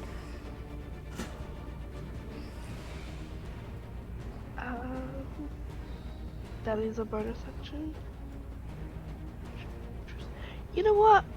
I'm just gonna add on top of Michael's already like pretty tankiness, and I'm just gonna slap on a Shield of Faith for the fun of it. Okay. And that's a bonus action? Yes, Okay. that is bonus action. Okay. And then 5. I can move over dead bodies to. Okay. Go next to the Mind Flayer is probably a bad idea, but that's okay. And I am going to maul this thing. Okay, go for it. It's a 10. Okay. For 10 does not hit. Okay. Damn. Yep. I'm gonna risk it and stay there in case I need to do something. Yep. Okay. You watch, this thing is now on the ceiling. It looks like it's running to Ogrim. Okay. But that's as far as it's able to go. Because it had to finish climbing up the wall, and it's on the ceiling. But that's its entire turn to do that. Michael's going to go ahead and try and break the grapple. So that's a natural 1. But wait, he gets advantage because that's still.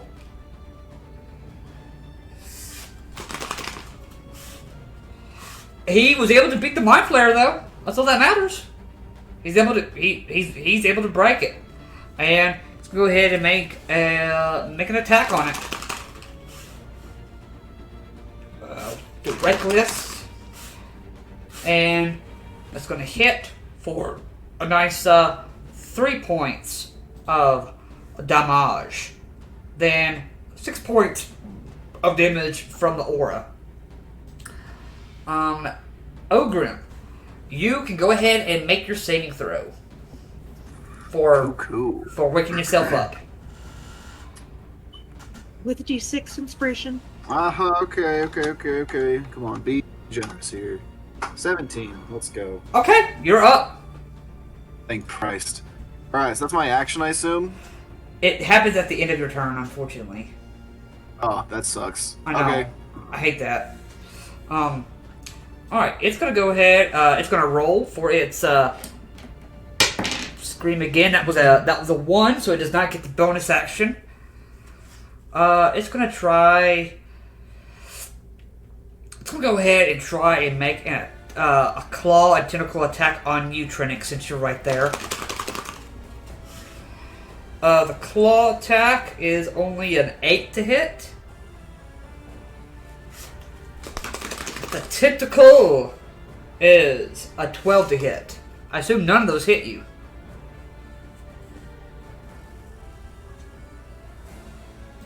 Libby.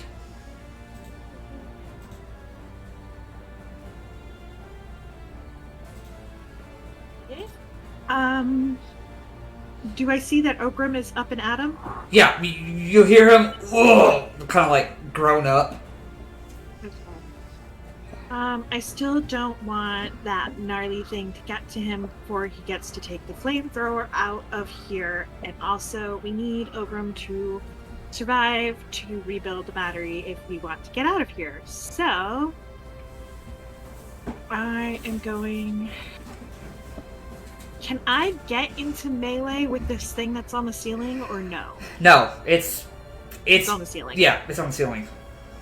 Okay, I am going to take a deep breath and try the crossbow again, even though I failed spectacularly with it before. I am trained in crossbow. I should be able to hit this. Yeah. I'm gonna give it a shot. That's much better. 22 hit? That does hit. Wonderful. I am going to do 1d6 plus 2 damage. So that's 5 damage, and I am going to expend a Bardic Inspiration die to use my class feature Psychic Blades, which when I hit a creature with a weapon attack, I can do 2d6 more psychic damage, and I know the psychic damage isn't doing as much as I would hope it would, but it's damage. But it is damage, and it is what I can do. Yep. Because all of my spells do psychic damage. Yep. Interesting.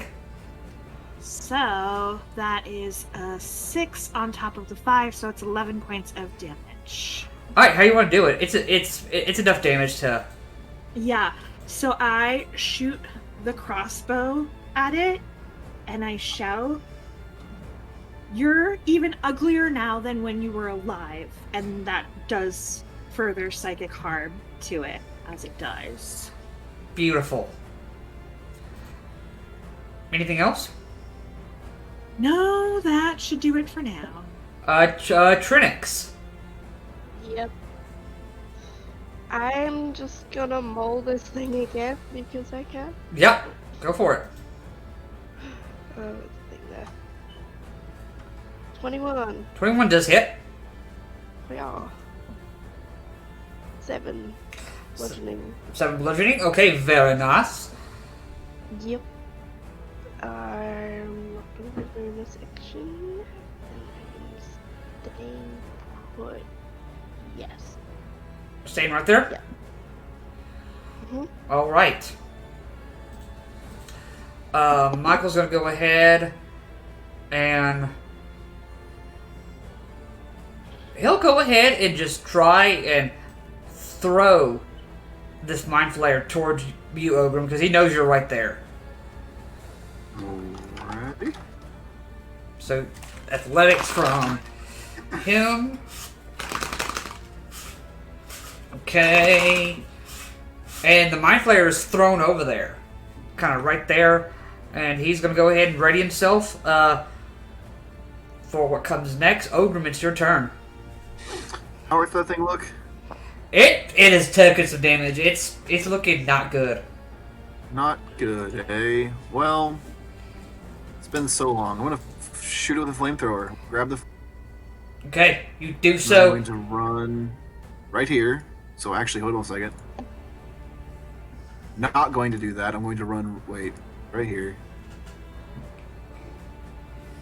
Okay, beautiful.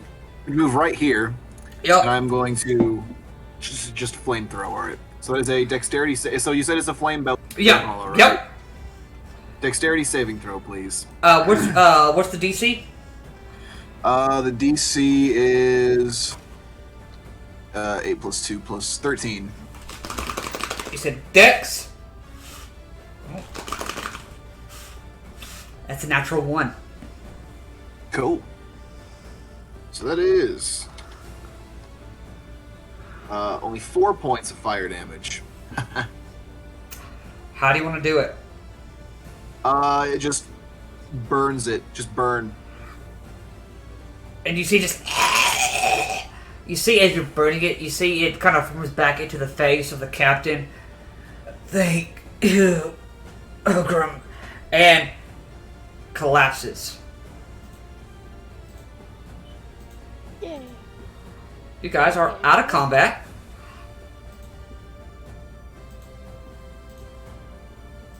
We gotta burn the goo. And I point over to the green stuff. Seems like such a waste. What are you talking about? Such a waste. They are into the goo. It can't be a good thing. Fine. And I'll just start. Yeah, you start. It takes 3 more uses. So you got 1 more use left. It was That pretty sucks. pretty thick, like, but you can now see outside the ship at this point. You guys are on a little bit of a rise because you guys are on the higher side of the ship, and you can see this barren rock and the purple blue atmosphere and sky just drifting around. There are a set of footprints, it looks like, that are headed away from your ship. Well, there's 2 of us left. That is not us. Can I assume? Can you assume that? Probably. Okay.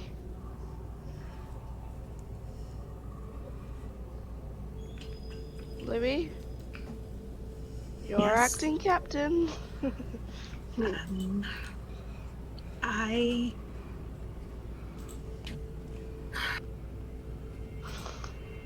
We should follow the tracks.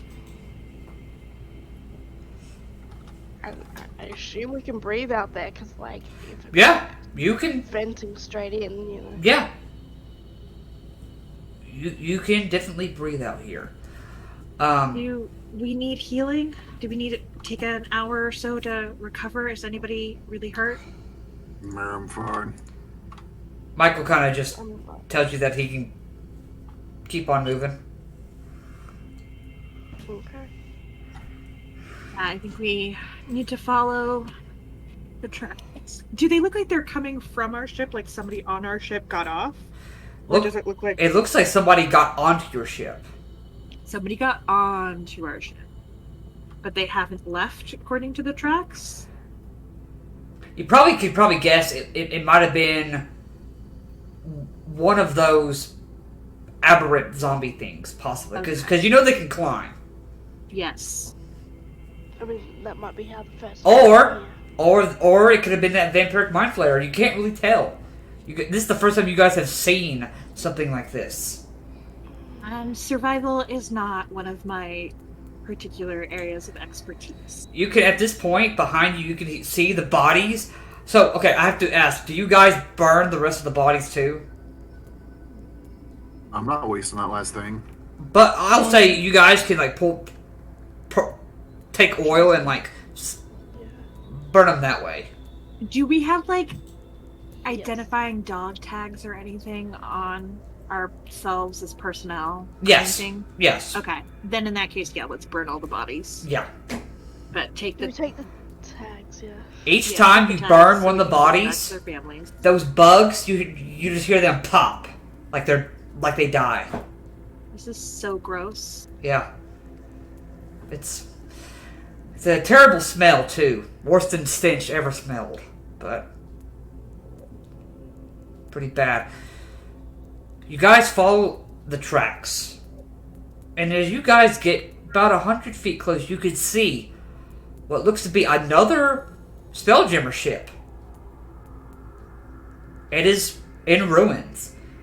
From right here, you can hear, "Assistance! Assistance needed! I have lost my body! Please! I could use some help! Please! Assistance! Assistance!" That's probably the Rusty Spoon. But maybe we can find battery parts on their ship.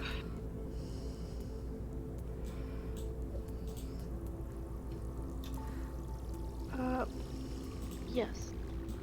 Sure. Er, You know, like, take bits from one ship, put it on another ship, and then get out of here. Yeah. Yeah. I have lost my body. I don't like that. Does it sound robotic like to a me? robot? It did. Yeah. It did sound robotic, Yeah. which is not unusual. You guys have run into Warforged before Yeah. at the academy. Oh, for sure, the body. Do you? I mean, yeah, there was 2 still technically alive on the ship that we hadn't found, if the 13 was correct, and no new people came on. But the tracks say that they got on. Could have been. You guys are coming down from this I'm side. overthinking this. Sorry. Yep. So what else tokens there? So is that water? No, it's supposed to be water, but for this map it's not. Just pretend like it's like dirt, like the Purple yeah dirt. yeah, the ground, and like sand has like over encroached on some of this rock. As you guys get close, Ogrim, you point your light and you see a Warforged head, kind of just over here, like, "Oh, hello, can you help me?" I was gonna look up. what the fuck is that thing? Hope we can. Please watch my back, and I'm gonna go up to the Warforged head and try and pick it up and greet it. You pick it up. You can see some of the wires are kind of dangling from underneath where it probably attaches to its body. But it is fine. Oh, Hello. thank goodness. Oh, facial recognition confirms. Hello, Miss Altamura. It is nice to meet you. Yeah, I can't say the circumstances are the best. What is your designation? I am Aid. I am the first mate of the Rusty Spoon. Do you know where your body is? Gone. Yeah, do you know any more specifically than that? Unsure. Some strange beings came Tentacly looking. things? Yes, and they scavenged my parts, and then headed off in a different direction. There are their tracks to the left. And you see, he points to his eyes dart over to another set of tracks. They took your parts? They took my parts. Yes, I mean, that was really rude of them, I know. but very interesting. I thought so as well. The things we saw, they infested our crewmates and made tentacles come out of them. Yes, some sort of aberrant form. And they ate people. They seem to want organic matter to consume.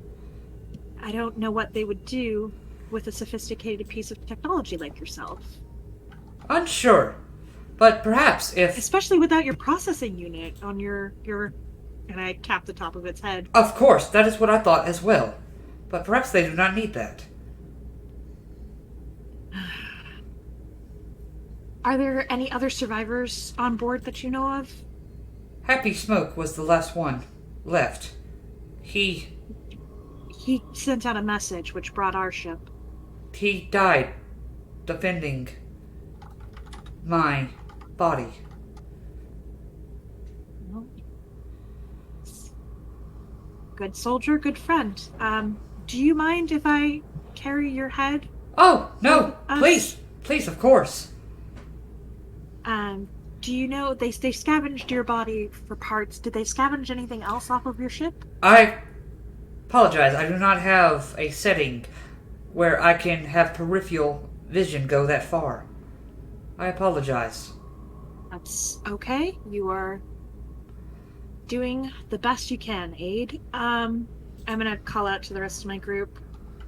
We have a Warforged survivor here, and I'm gonna call them over to. Yeah, come over. Yeah. Look at the robot. Oh. Hello. What brings... I guess I must ask, what brings you even to this place? We got Smoke's message for asking for help, Oh, yes. and our ship also crashed and ran into trouble.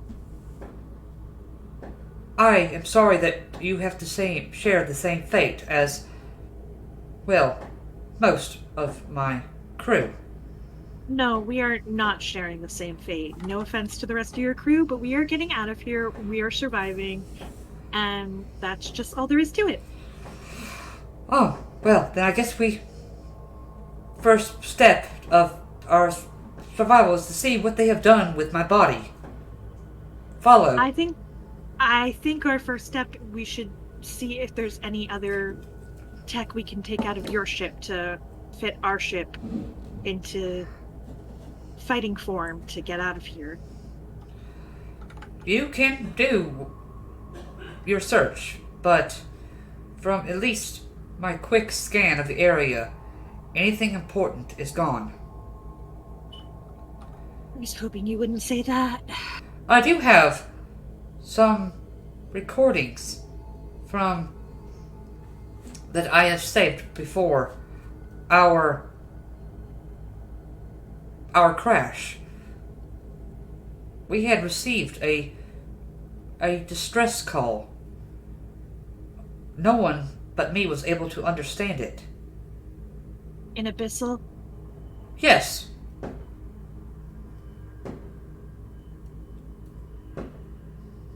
I heard it too. It is still strange. Seems as if... See, he kind of looks kind of as best as he can. His eyes kind of dart over to where the tracks are. It seems as though the voice and those tracks are in the same location. Interesting. Yeah, it's probably a trap. Most likely. Well, let's see what we can find. Yeah, I'm gonna unfasten my bag as much as possible and stick the head of Aid in the bag so I can carry Aid around. Yep. Without having to hold them in my hand the whole time. Yeah. Like a little... no, I No, I'm joking. Unfasten so Aid's... As much as Aid's vision can... eyes be sticking out and they can talk. Yeah. Oh, thank you. This is nice. Yeah. We're gonna get out of here. We're gonna get you back to the academy and they'll build you a new rest of your body if we can't recover your body from here. Ogrum. Yes. Right from where you're standing, at the edge of the ship, you see a dog kind of appear from the side. I don't trust that. Just a little... It's a brown mastiff. Insight check. As you're insight check this dog, it barks at you. Woo! Woo! And you watch as down the middle, its face splits open. That's what I was waiting for. And it kind of just blinks. And it just kind of walks off. Oh, Yeah, I guess I'll just leave it be if it's running away. Yeah, it just wanted to say hi.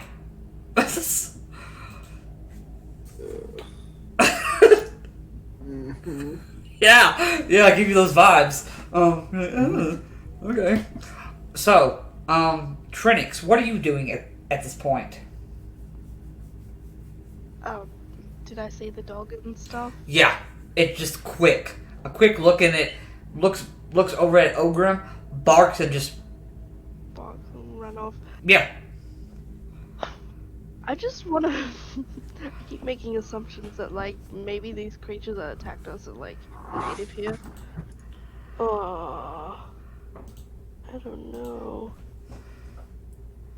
Is there any... I'm sorry, I probably missed what you said. So nothing of this rusty spoon is salvageable to help the power of our ship. It would take time to take some of the metal to repair some of the ship, but it would take weeks to move some of that stuff. With just you four, it would take a while for you guys to be able to repair the ship or even move the stuff that's needed to repair. And with you guys taking your time and looking around, everything that any tool or piece of equipment, armor, looks like it was taken.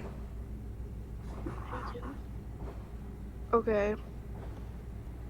I don't know why I'm thinking this, but like, so the rusty spoon, could we like jump on it and fly away if we wanted to? No, it is cut right down the middle. I mean, it is destroyed, and you even find the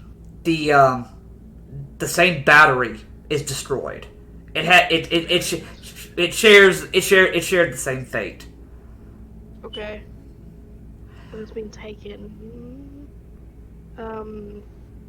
I guess ask Aid. Does he know which way they went? Stuff. Are we gonna go after them? Tracks lead that way. Which way is that way? You don't have arms at the moment to point. Oh, that way. And you see, he kind of like points his eyes over this way. Okay, I don't know where you pinged, but yeah, it's just kind of up north. Okay. I think we don't have any choice. Okay. We have to follow the tracks, and if we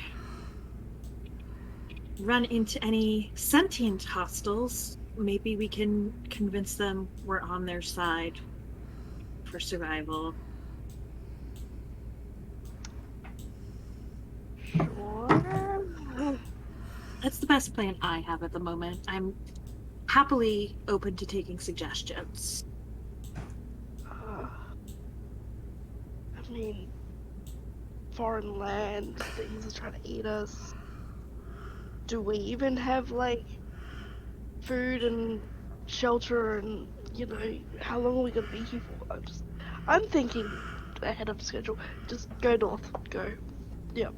Okay. We're thinking very reasonably that these are all very valid concerns. You can probably see where like Happy Smoke probably did set up like a bedroll and like was by the sending box, like trying to do the best he could to survive for however long he was here. Okay. So we do have a spot to come back to. Yeah. I guess. Our ship is better conditioned than. Yeah, it is a little. It's at least not split in half. It's just missing some of like the storage area and the top part of the ship, where Ogrim, you would usually go to the top and shoot from over the side of the ship. Yeah. But those parts are gone. But the core of the ship, is still intact. Mostly. Okay. But you follow the tracks. Lean north here. Libby, as you're getting closer, you begin to hear that same abyssal sound and it sounds louder. Is it like sending or is it sending? Can I send any kind of response back? You can attempt to. It is like ascending. Somehow. I'm going to say in Abyssal back. I'm coming.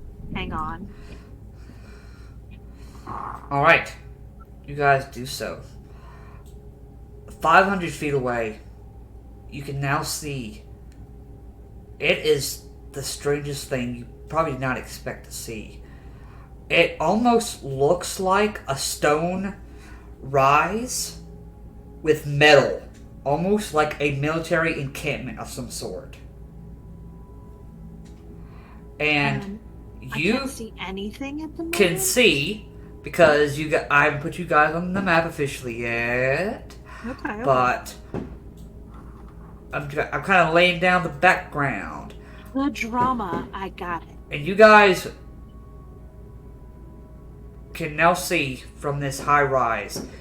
You see these almost long, like ogre-like creatures, and they've got the tentacles coming out of their chests as well.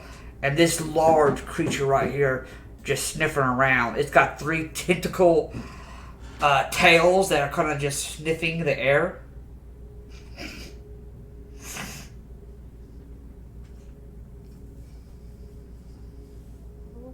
My God. Ogren, what are you thinking as you see this? I'm thinking I want to shoot it, but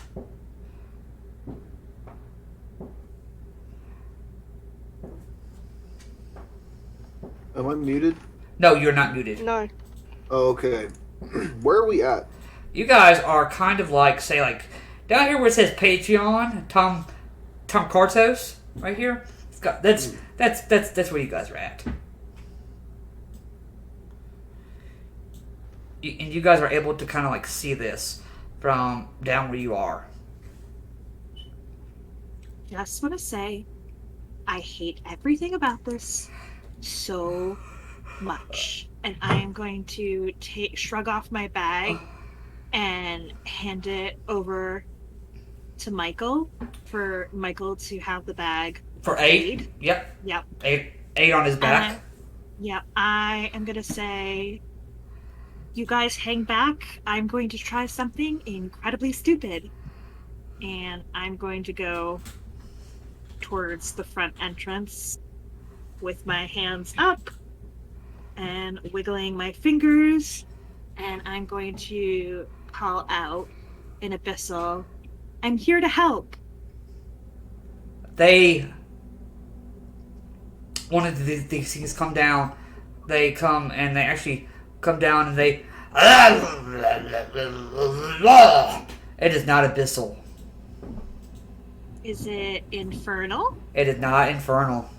Is it primordial? It is not. And it's not common. It is not. I'm going to say in infernal. Hi, do you speak infernal? And I'm going to say in primordial. Hi, do you speak it primordial?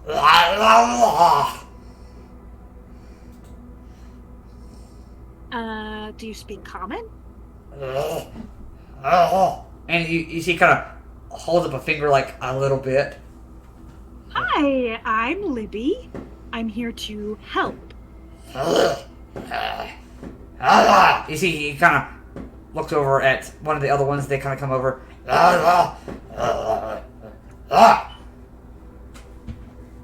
Sorry, I'm talking for us, I guess, today. Yes, I do. Hi, I'm Libby. I heard a distress call at Abyssal, and I'm here to help. I think you're a little misunderstood. There's no distress signal here. There wasn't somebody in Abyssal going, help me, help me. No, I think you're confused, ma'am. If you like your life the way it is, I would suggest you turn around now. Oh my gosh, why? Because, we're kind of busy. With what? What does it look like? What does it look like? Well, We're guarded. where do you guard it? This front entrance. Well, entrance to what? Why would I tell you? I asked politely. Make a point. But look, I can't really tell you that. Okay. You have a big, important job. I totally get it. Yeah. You have to keep everything If hush I hush. don't, I turn into one of those things. Right. What did you say your name was? I didn't. Oh, I'm so sorry. I introduced myself to your friend over here, but he didn't speak common well enough. I'm Libby. And you are? Nanya. Was that Nunya? As Uh-huh. in Nunya business? You see, he kind of Oh my laughs a God. little bit. You're so funny. So, Nunya, is Make a deception anyone- check.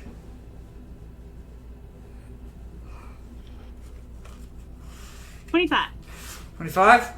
Yeah. Okay. He's so funny. Okay. Is there anybody, maybe a little, like a boss or somebody that I could talk to? I mean, I'm sure you know everybody important here.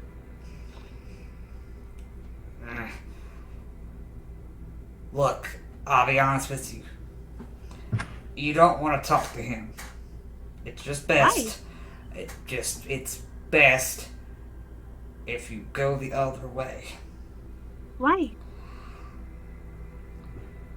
You don't want to see what they're doing here. I mean, no, probably not. It's top secret, right? Uh-huh. And, none my business. So, You see, he has, I like, don't necessarily hardly any need to- teeth. not trying to see what's going on in here, not trying to get in anybody's way. I did want to help out whoever was asking for help, but if nobody here needs help, that's great. I might need some help, is the thing. Would you be able to help me? What do you want? I would like a way of getting back home. I'm not from around here, in case you couldn't tell. I apologize for that, but you're probably stuck here. Well, where would you recommend I go if I shouldn't be here and I shouldn't talk to other people? I did You not. guys are the first people I've seen since I got here. I'm all by myself. All right. If you shut up, I will take you inside, but you don't touch anything. Thank you so much, Nanya. You see, he's just like rubbing his forehead. And you see, he kind of looks to his friend. And I'm he's sorry, can I ask what you're speaking? I undercommon. love Undercommon. Oh, I never studied Undercommon. I really love exotic languages, though. It's really beautiful. It has a sort of guttural tone to it that just reminds me of Infernal so much, and I just find that beautiful. He does not believe you on that, but Can I roll deception? yeah, 'Cause, sure, yeah, if you want to. I have a +7 to deception, so Sure. it was a 10. Yeah, no. You see, he goes ahead, and these things kind of like line up, and they kind of like seem to motion this thing over here, like, all right, time for you to move. And it. What's that big guy right there? Oh, that's Charlie. Hi, Charlie. And I wave to Charlie. What is Charlie? I think the word is a ut and ut and ut. Are they native to this place? He kind of like shrugs. Are you native to this place? Sort of. I mean, you seem like a native. You seem like you know everybody and everything, and I really appreciate all of your help. Are they? And I'm gonna try and go in. Are you taking your friends with you? No, not at this juncture, because I don't want them to get killed. Okay. Ogrim and Trinix, what are you doing as you're watching this happen? I don't even know. like, like she's dead. I'm considering her dead already. Yeah, I have no idea. I'm just waiting. I'm just. Okay. Who are these? And he kind of points to your friends over here. Well, those are my crew. They're coming too. Oh, okay. I'm gonna put my fingers in my mouth, and I can't actually do this in real life, but I will do the really loud whistle to call everyone over. Okay. Alright, I guess we are going with now. Okay. Does anybody in our party speak infernal or primordial? No. Michael speaks Aquan, which is primordial-ish. It's like Spanish and Portuguese. Yeah. There's some overlap. Yeah. Or like British English and American English. I'm going to say to Michael in primordial, be good. And I'm going to kind of glare at the others who can't understand and try and convey through my eyes, just be good. All right. As you are all following, Libby inside, you see these large iron gates open. And say to the group, after I try and communicate through my eyes, I'm going to kind of plaster a smile back on my face and point out the big and say, "That's Charlie. Hi, Charlie." It just kind of, you see, it goes ahead and wraps up one of these things, and it swallows one of them. Mm-hmm. Valid. And they do nothing about it. It's like, hey, this is just another. How we roll. This is just how we roll. You watch these four drones come out, and they begin to now inspect all of you. And they. Oh my god! Buy a girl dinner first. And you feel like these little wires like check you. No, parasites detected. That's a relief. And you see they kind of just and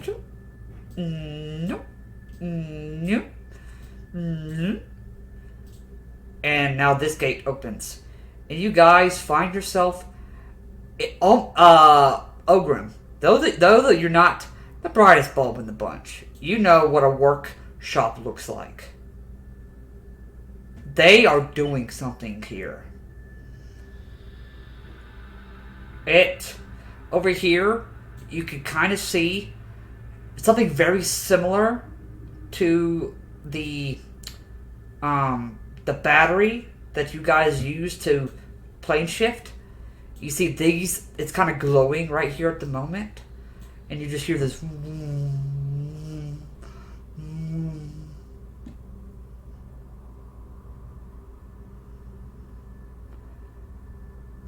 you see, anything in particular that you guys want to look at as you are walking through? Any questions that you have about what you see? I would like to... Can I do, like, I don't know, an insight check or perception? Insight is better for me. I would prefer that.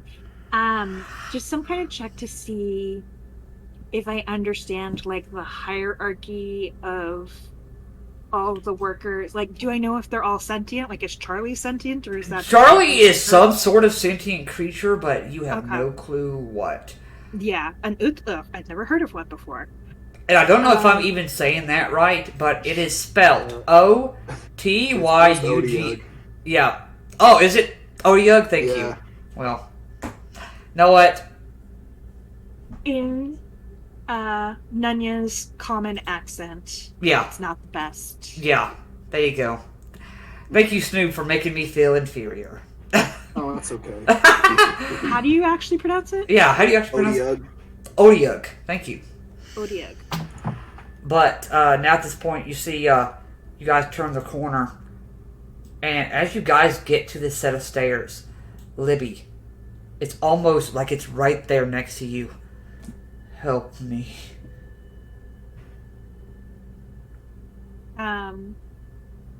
If I reply to ascending, do I have to say it out loud or can I do it in my head?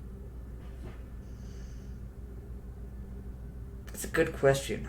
With this, you can actually reply in your head. Where are you? We're here.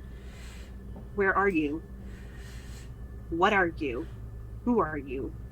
They're saying that nobody here needs help. You come down these steps, and this room is lit up. You guys are coming down from right here. Right here. I'm sorry, I can't see where you're... Oh, right here. Ah, beautiful. So you guys are following Nunya. And he opens up these other two iron doors. And you guys enter this large chamber. Each one of these green circles that you see on the map is some sort of like incubation tank. And you see there is somebody sitting inside each of these tanks. They're floating in this green liquid. And they're just kind of floating there. Probably because, you know, they're underwater. In the center of this. Give me a second. That is what you see.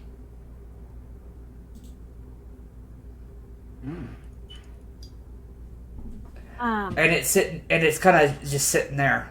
You don't see it moving, but from right here you can hear it's coming from inside that tank. Help me. From the big center tank? The big center tank.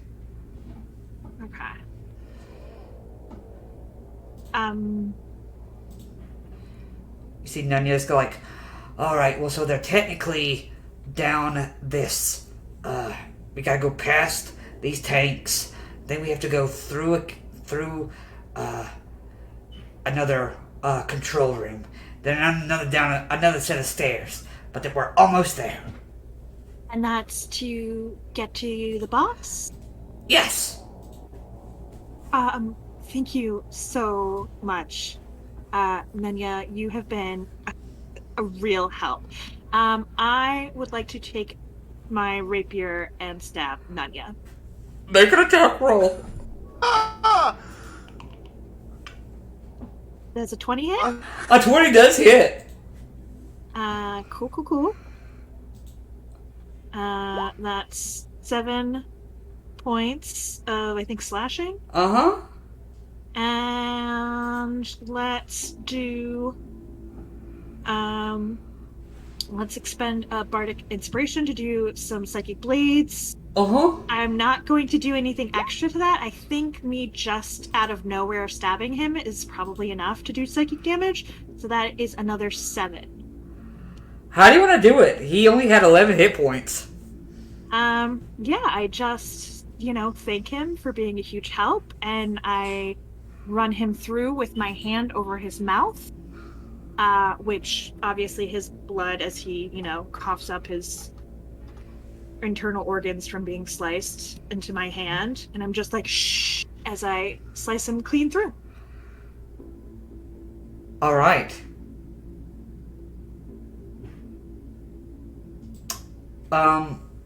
What do you guys do? His body just kind of lays there lifeless. You are now in this room. I'll put his corpse on the map so you guys kind of know where he's at. He's right here, technically. Or is that did I put him on the GM layer by mistake? I might put him on the GM layer. Yeah, that was the GM layer. I can't see him. There you go. There he is. Yeah. Oh, I have He's dead. shish kebabbed him. What the fuck was that? I point to the big tank in the center and saying that is where the distress call is coming from. And the way I figure it, the enemy of my enemy is my friend. I think we should get these people out. You want to help that giant fucking ash and fire monster? I mean, whatever is keeping him here is not good. If a volcano told you to help it, would you? If I was trapped on an island and had no way of getting out by myself, and there were tentacle monsters after me, and the volcano was directly opposed to whatever was attacking me, yes, I would help the volcano.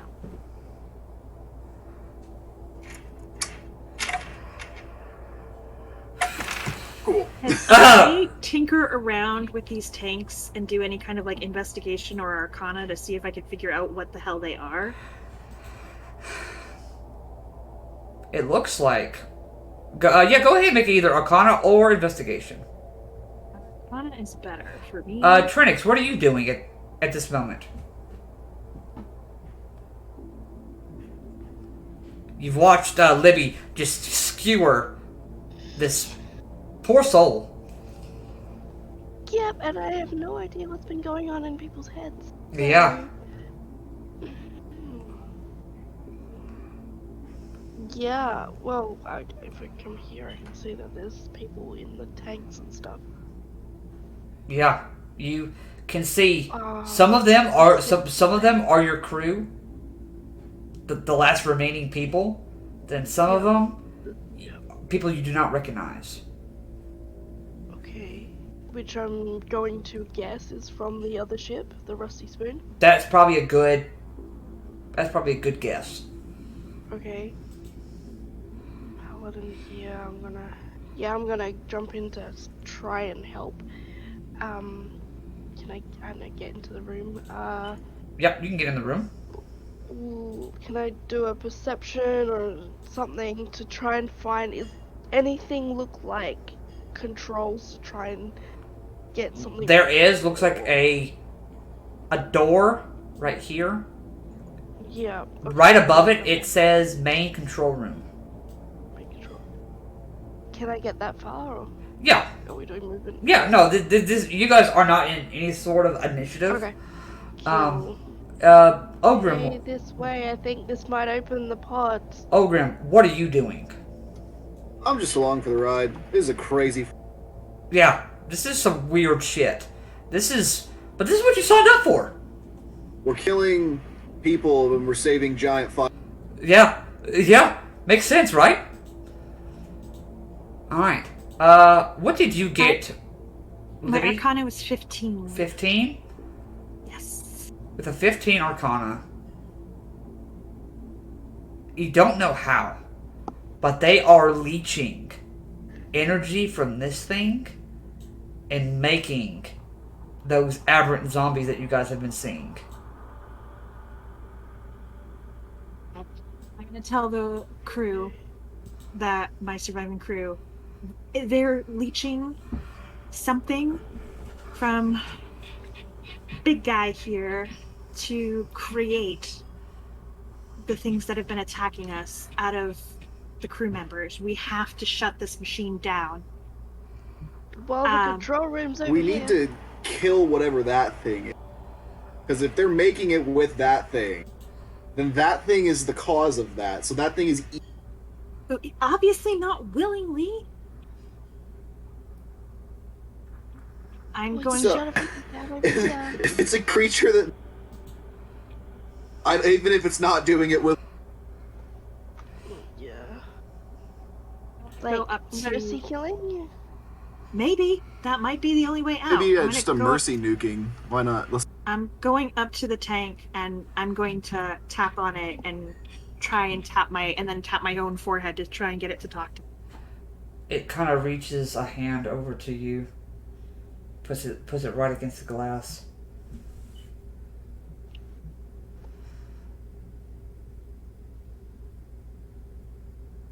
Its hand Come on, is buddy. against the glass. Come on. Give me a reason not to kill you, please. I can help. You can help. He's saying he can help.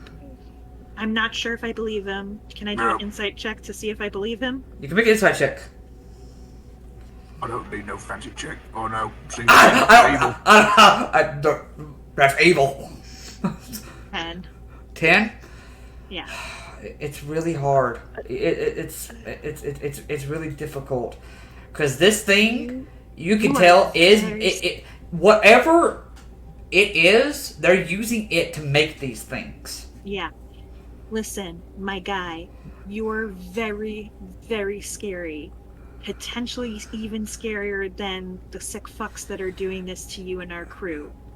Please give me some compelling reasons why my crew shouldn't kill you to stop this from happening. It Please. points. Into the control room. Takes its right hand, puts it on the glass. Looks like it's pointing down this hallway. What's in this hallway? Room. What? Bedroom. Room. My things. Bedroom, what? He says bedroom. My things. Yes. Things. Somebody come with me to check the bedroom for his stuff. Yeah, While you guys work on the controls to shut this machine down. Okay. I'll go Oh, check no. the bedroom. Okay. With, You follow this bedroom. Follow this. Is Yeah. Michael with Trinix? So Yeah, That way yeah. Trinix isn't by herself? Okay. Yeah. And of course, Ada's like, no, that is not how you do it. You must press this button, then this button. Yeah. But you guys are in the bedroom. It looks like a very nice bedroom. Looks like someone has lived here before. But then you look over to this desk, and there is a journal that's open. I would like to skim through the journal, please. The most recent addition to the journal reads this: the glimpses of his memories still haunt me in my sleep. I do not know who he is, but we are bonded now. And I must help him, or at least finish what he started. Oh, hell no. I'm going to take the journal, march right back down the hallway. You then see under, you guys are doing a full look. Underneath, you can see, there is a hidden compartment, because you guys take the time to do Yeah, so. we do. You find a chest. Inside, you find a couple of items. Hell yeah. Ogrim, your eyes open wide. Sitting there, on top, you have only heard about this weapon before. This is a Hexenjäger. It looks like a longsword in a sheath, but looks like somebody took and put a barrel on it, and there's a glowing blue gem. You know that a Hexenjäger is powered by the magic missile spell. This shoots force bullets out. It has charges. You can expend an extra charge to do extra damage. So does it shoot bullets, or does it just cast? So, okay.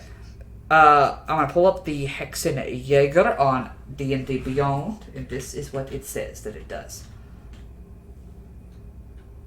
I got it should be in this sheet right here. Where is it? Let's see. Okay, this is what it does. So, the Hexenjäger contains 6 charges that can be used to fire a modified version of the magic missile spell at a target you can see within range. The weapon regains 1d4 plus 2 charges at dawn. When fired, the Hexenjäger expends a charge to condense Magic Missile's normal 3 darts into a single dart that deals 1d12 plus 3 force damage. As long as you can see your target, you do not miss. You can expend an extra charge to increase the damage to do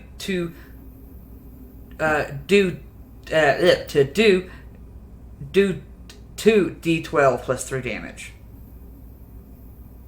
That's hot. Okay, so that is quite literally just a better. It is a better, yeah.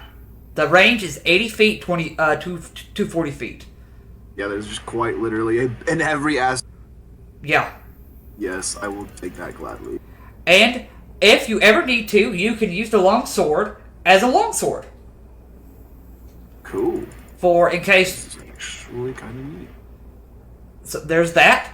There is some Elven Chainmail plus 1. There is also.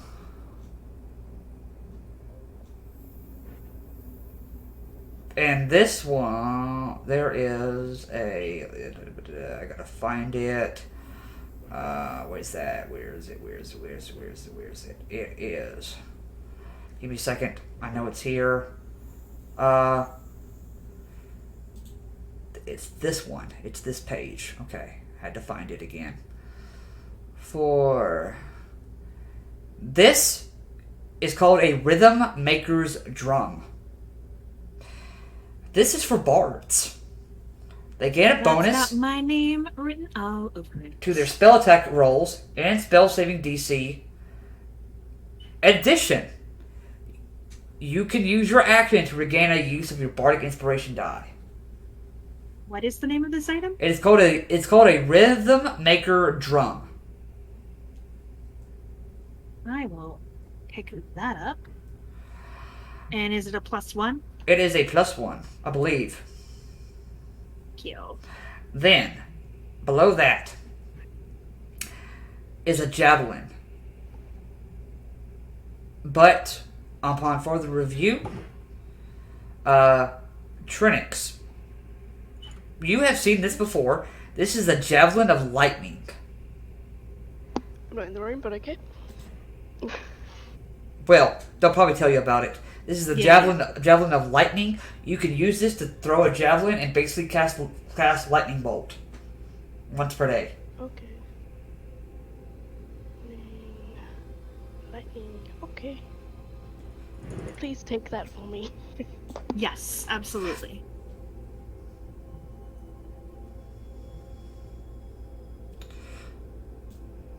So by this time, while they're doing that, Trinix, what are you doing in the control room? Are you opening? Are you powering it down? What are you doing? Or are you waiting? I don't know these switches very well, so I'm just like flick, flick, flick. Unless Aid and Michael's helping, but I'm Yeah, just, like, Aid. trying it. Aid. Depending on what you are wanting to do, I can assist you. Okay. We weren't really given specifics on to save or to.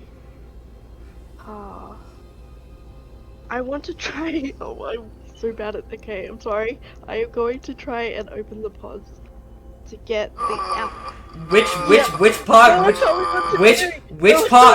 are you? Oh, which pod are you trying to open? Which pod? The outside pods. The outside pods. The people that are from our ship. I don't know. You gonna try to open those? Sorry, no one told me what to do. Those are definitely zombies. Gonna roll me a d10. Oh. God. No. Okay. That tells me what lever. What? 3? Uh-huh. Okay. The third pod over here opens. She's got low intelligence. I'm sorry. Body kind of just lays there. Okay. So what did I do? The body is now out of the liquid, but it's just laying there in the circle. Nothing's The happening. one from the outside or the inside? On the That one, outside. Okay. Okay. This one right here. I wouldn't know because I'm in the back room. Yeah, you got no idea. Oh no. Did I hear anything happen? Yeah, you heard a splash, like some water opening. Sorry. Well, that worked. Let's do it again. Okay, roll me another d10. Sorry. At this Oh, point, we're dead. at this point, we're gonna One. Can I hear her opening things? yes, on one. I'm going to run out and shout, just like, stop touching shit. You're going to kill us all. You watch now as you flip one, the center one opens. Oh, we're dead. You watch as I this shoot thing. her. You watch as this thing jumps over, Oh my god. actually this way, right here, and it reaches through the pod. And you see, it just breaks through the glass, Oh no. and it rips out one of the bugs that was starting to burrow its way into the corpse. And you see it Kills just a bug, not the person. and you see it just squishes the bug, and you watch as it begins to shrink down. That shrinks down, or Yeah, the big one shrinks down, oh, okay. and you watch as I'm running from the room. its form begins to change. Or what have you fucking done? Where fucked? It squashed a bug. It got smaller and now it's That- changing.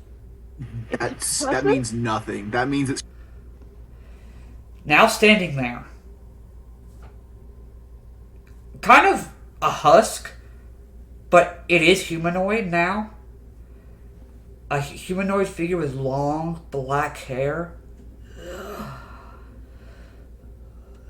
Thank you. I hold up the journal where it says that the last passage where it was saying that they became one and I have to help or I have to see this through. I saw the transition, so I know this guy is the big monster from the center, right? Yeah. I'm going to say, in Abyssal, what the actual fuck, dude? Give me a second. This hurts the first time. Oh! And you see tendrils are like on his back, and you see they begin to form around him, making a cloak. Oh, God, that hurts. Okay. Sorry for that. It's been a long time since I ate. Pleasure, Craven Hainoshim. Well, what's left of him? Okay.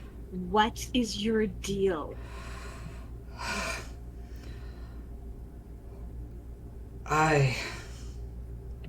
Brief memories, but whatever was bonded to him is now with me, and for whatever reason prefers this form. I don't understand why, but she was hurting. But now we're okay. The Mind Flayer, is he still here? I need you to start at the beginning, Okay. get to the middle, and then get to the end. Okay. Because All right. I definitely just murked that guy over here who was helping us, and I will have no problem murking you No. if you don't start making some sense. Okay.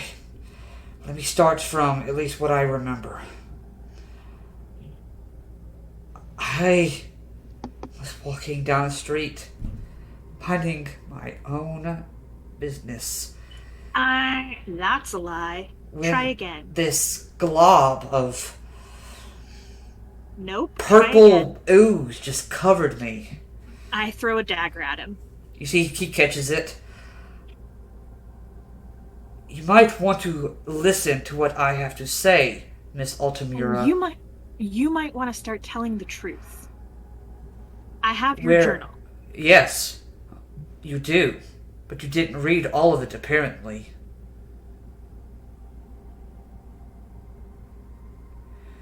Go I on. was covered by some purple ooze. And You're abducted by aliens. something of that sort. This person's memories. With some sort of hunter of some kind. He made a promise to whatever is bonded with me now. And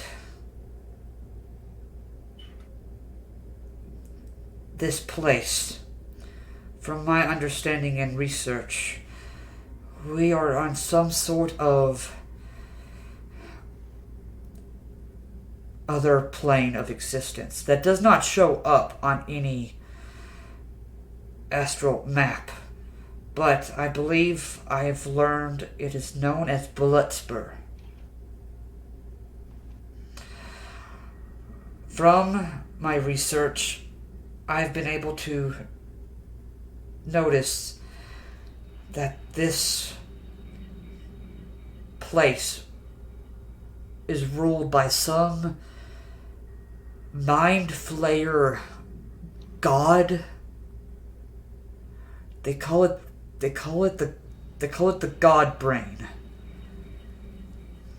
How original. I came here to track it. Why? This being that I'm bonded to. Apparently, this mind flayer plans on releasing some of these creatures. He points to the other empty tanks onto the material plane. I was able to track it here, but they got the better of me. He's working with someone else. They typically go down to the basement and work, but I am not strong enough to fight them. We must escape now. Alright, you roll an insight check to see if I believe him. Yep, you can make an insight check.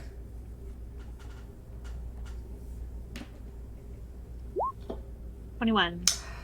Seems to be telling the truth. Okay. So you seem to be telling the truth.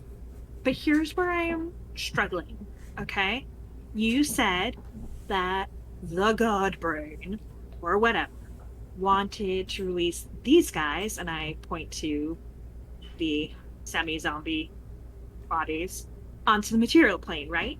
Yes. But he needed you to make them? Yes. So why was he planning to release entities he couldn't even make until he captured you? From my understanding, the God Brain is dying. He, or it, whatever it is, uses these vampiric abominations of his own people to feed this deity they claim. It's their chance of survival. And I'll be honest. Why are they taking our tech? That I don't know. I only know what I've been able to discern from the time I was not captured. But they have been taking any scraps they've been taking down to the basement. I'm turning to the rest of my party. What do you guys think? I think this is fucking crazy. I mean, I don't know. I mean, Think the Godbrain's a people dick. Yes. So could the god brain have gone into the captain, and then that was what we killed before? From my understanding, everything here on this plane is connected somehow. The god brain doesn't have to move or anything. It has these things do its work for it. Right.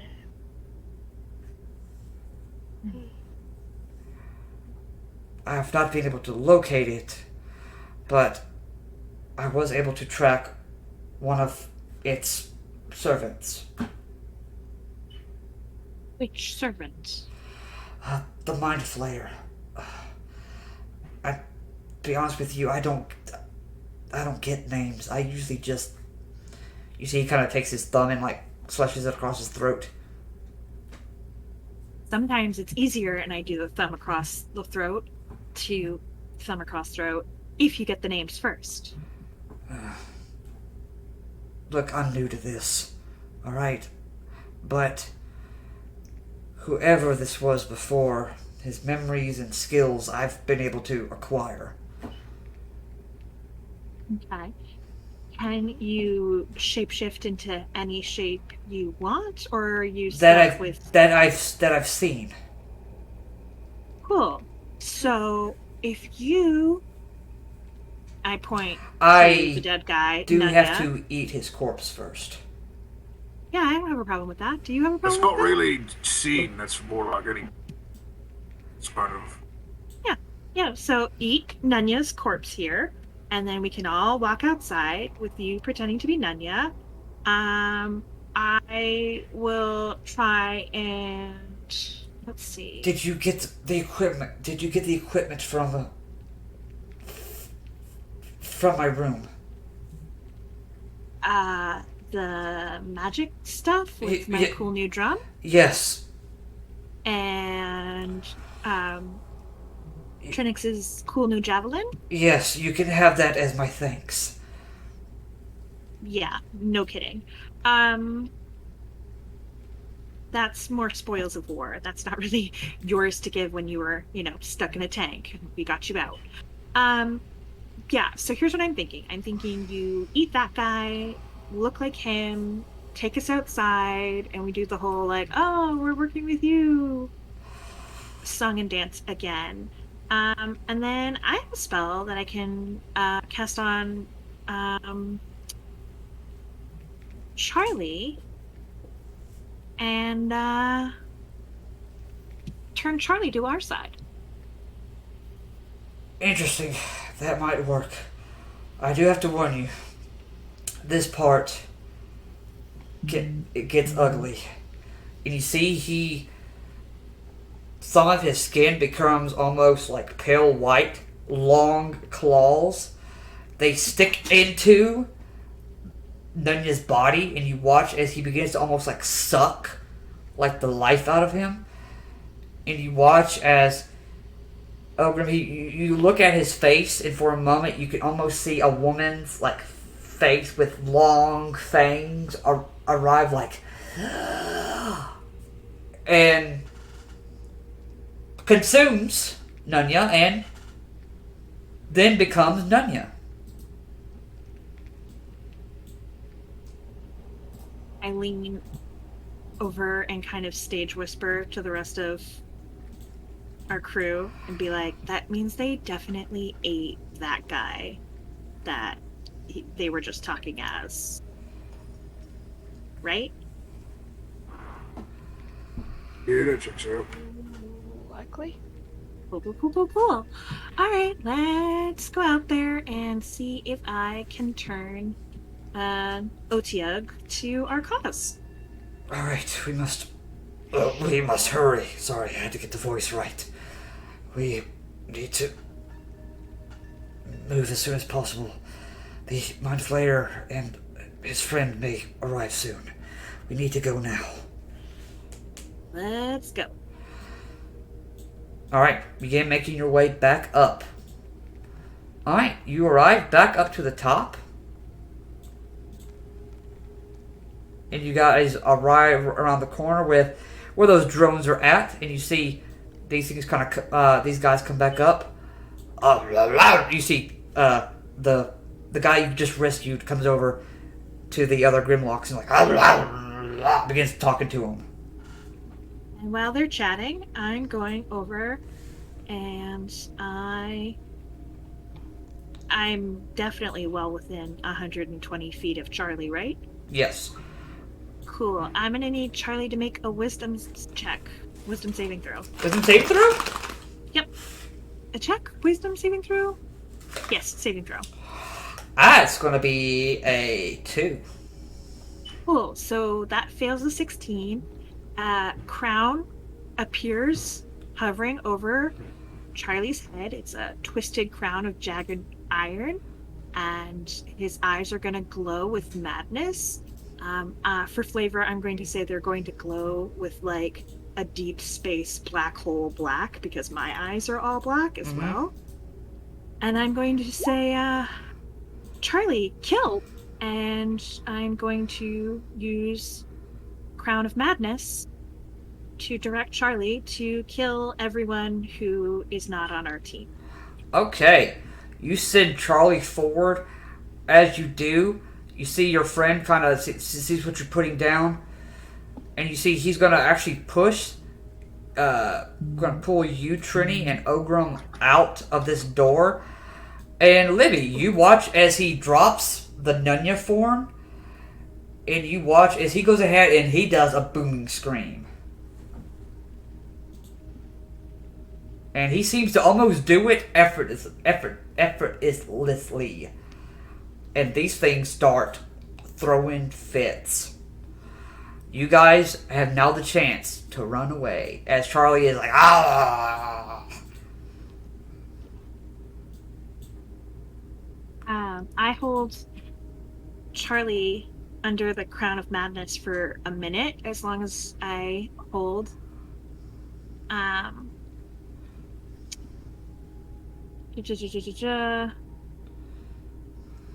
So yeah, he will start acting normally if he destroys all the creatures, and he has none more creatures within his reach. So you see now he's just gonna start picking them up one by one, starts like eating them.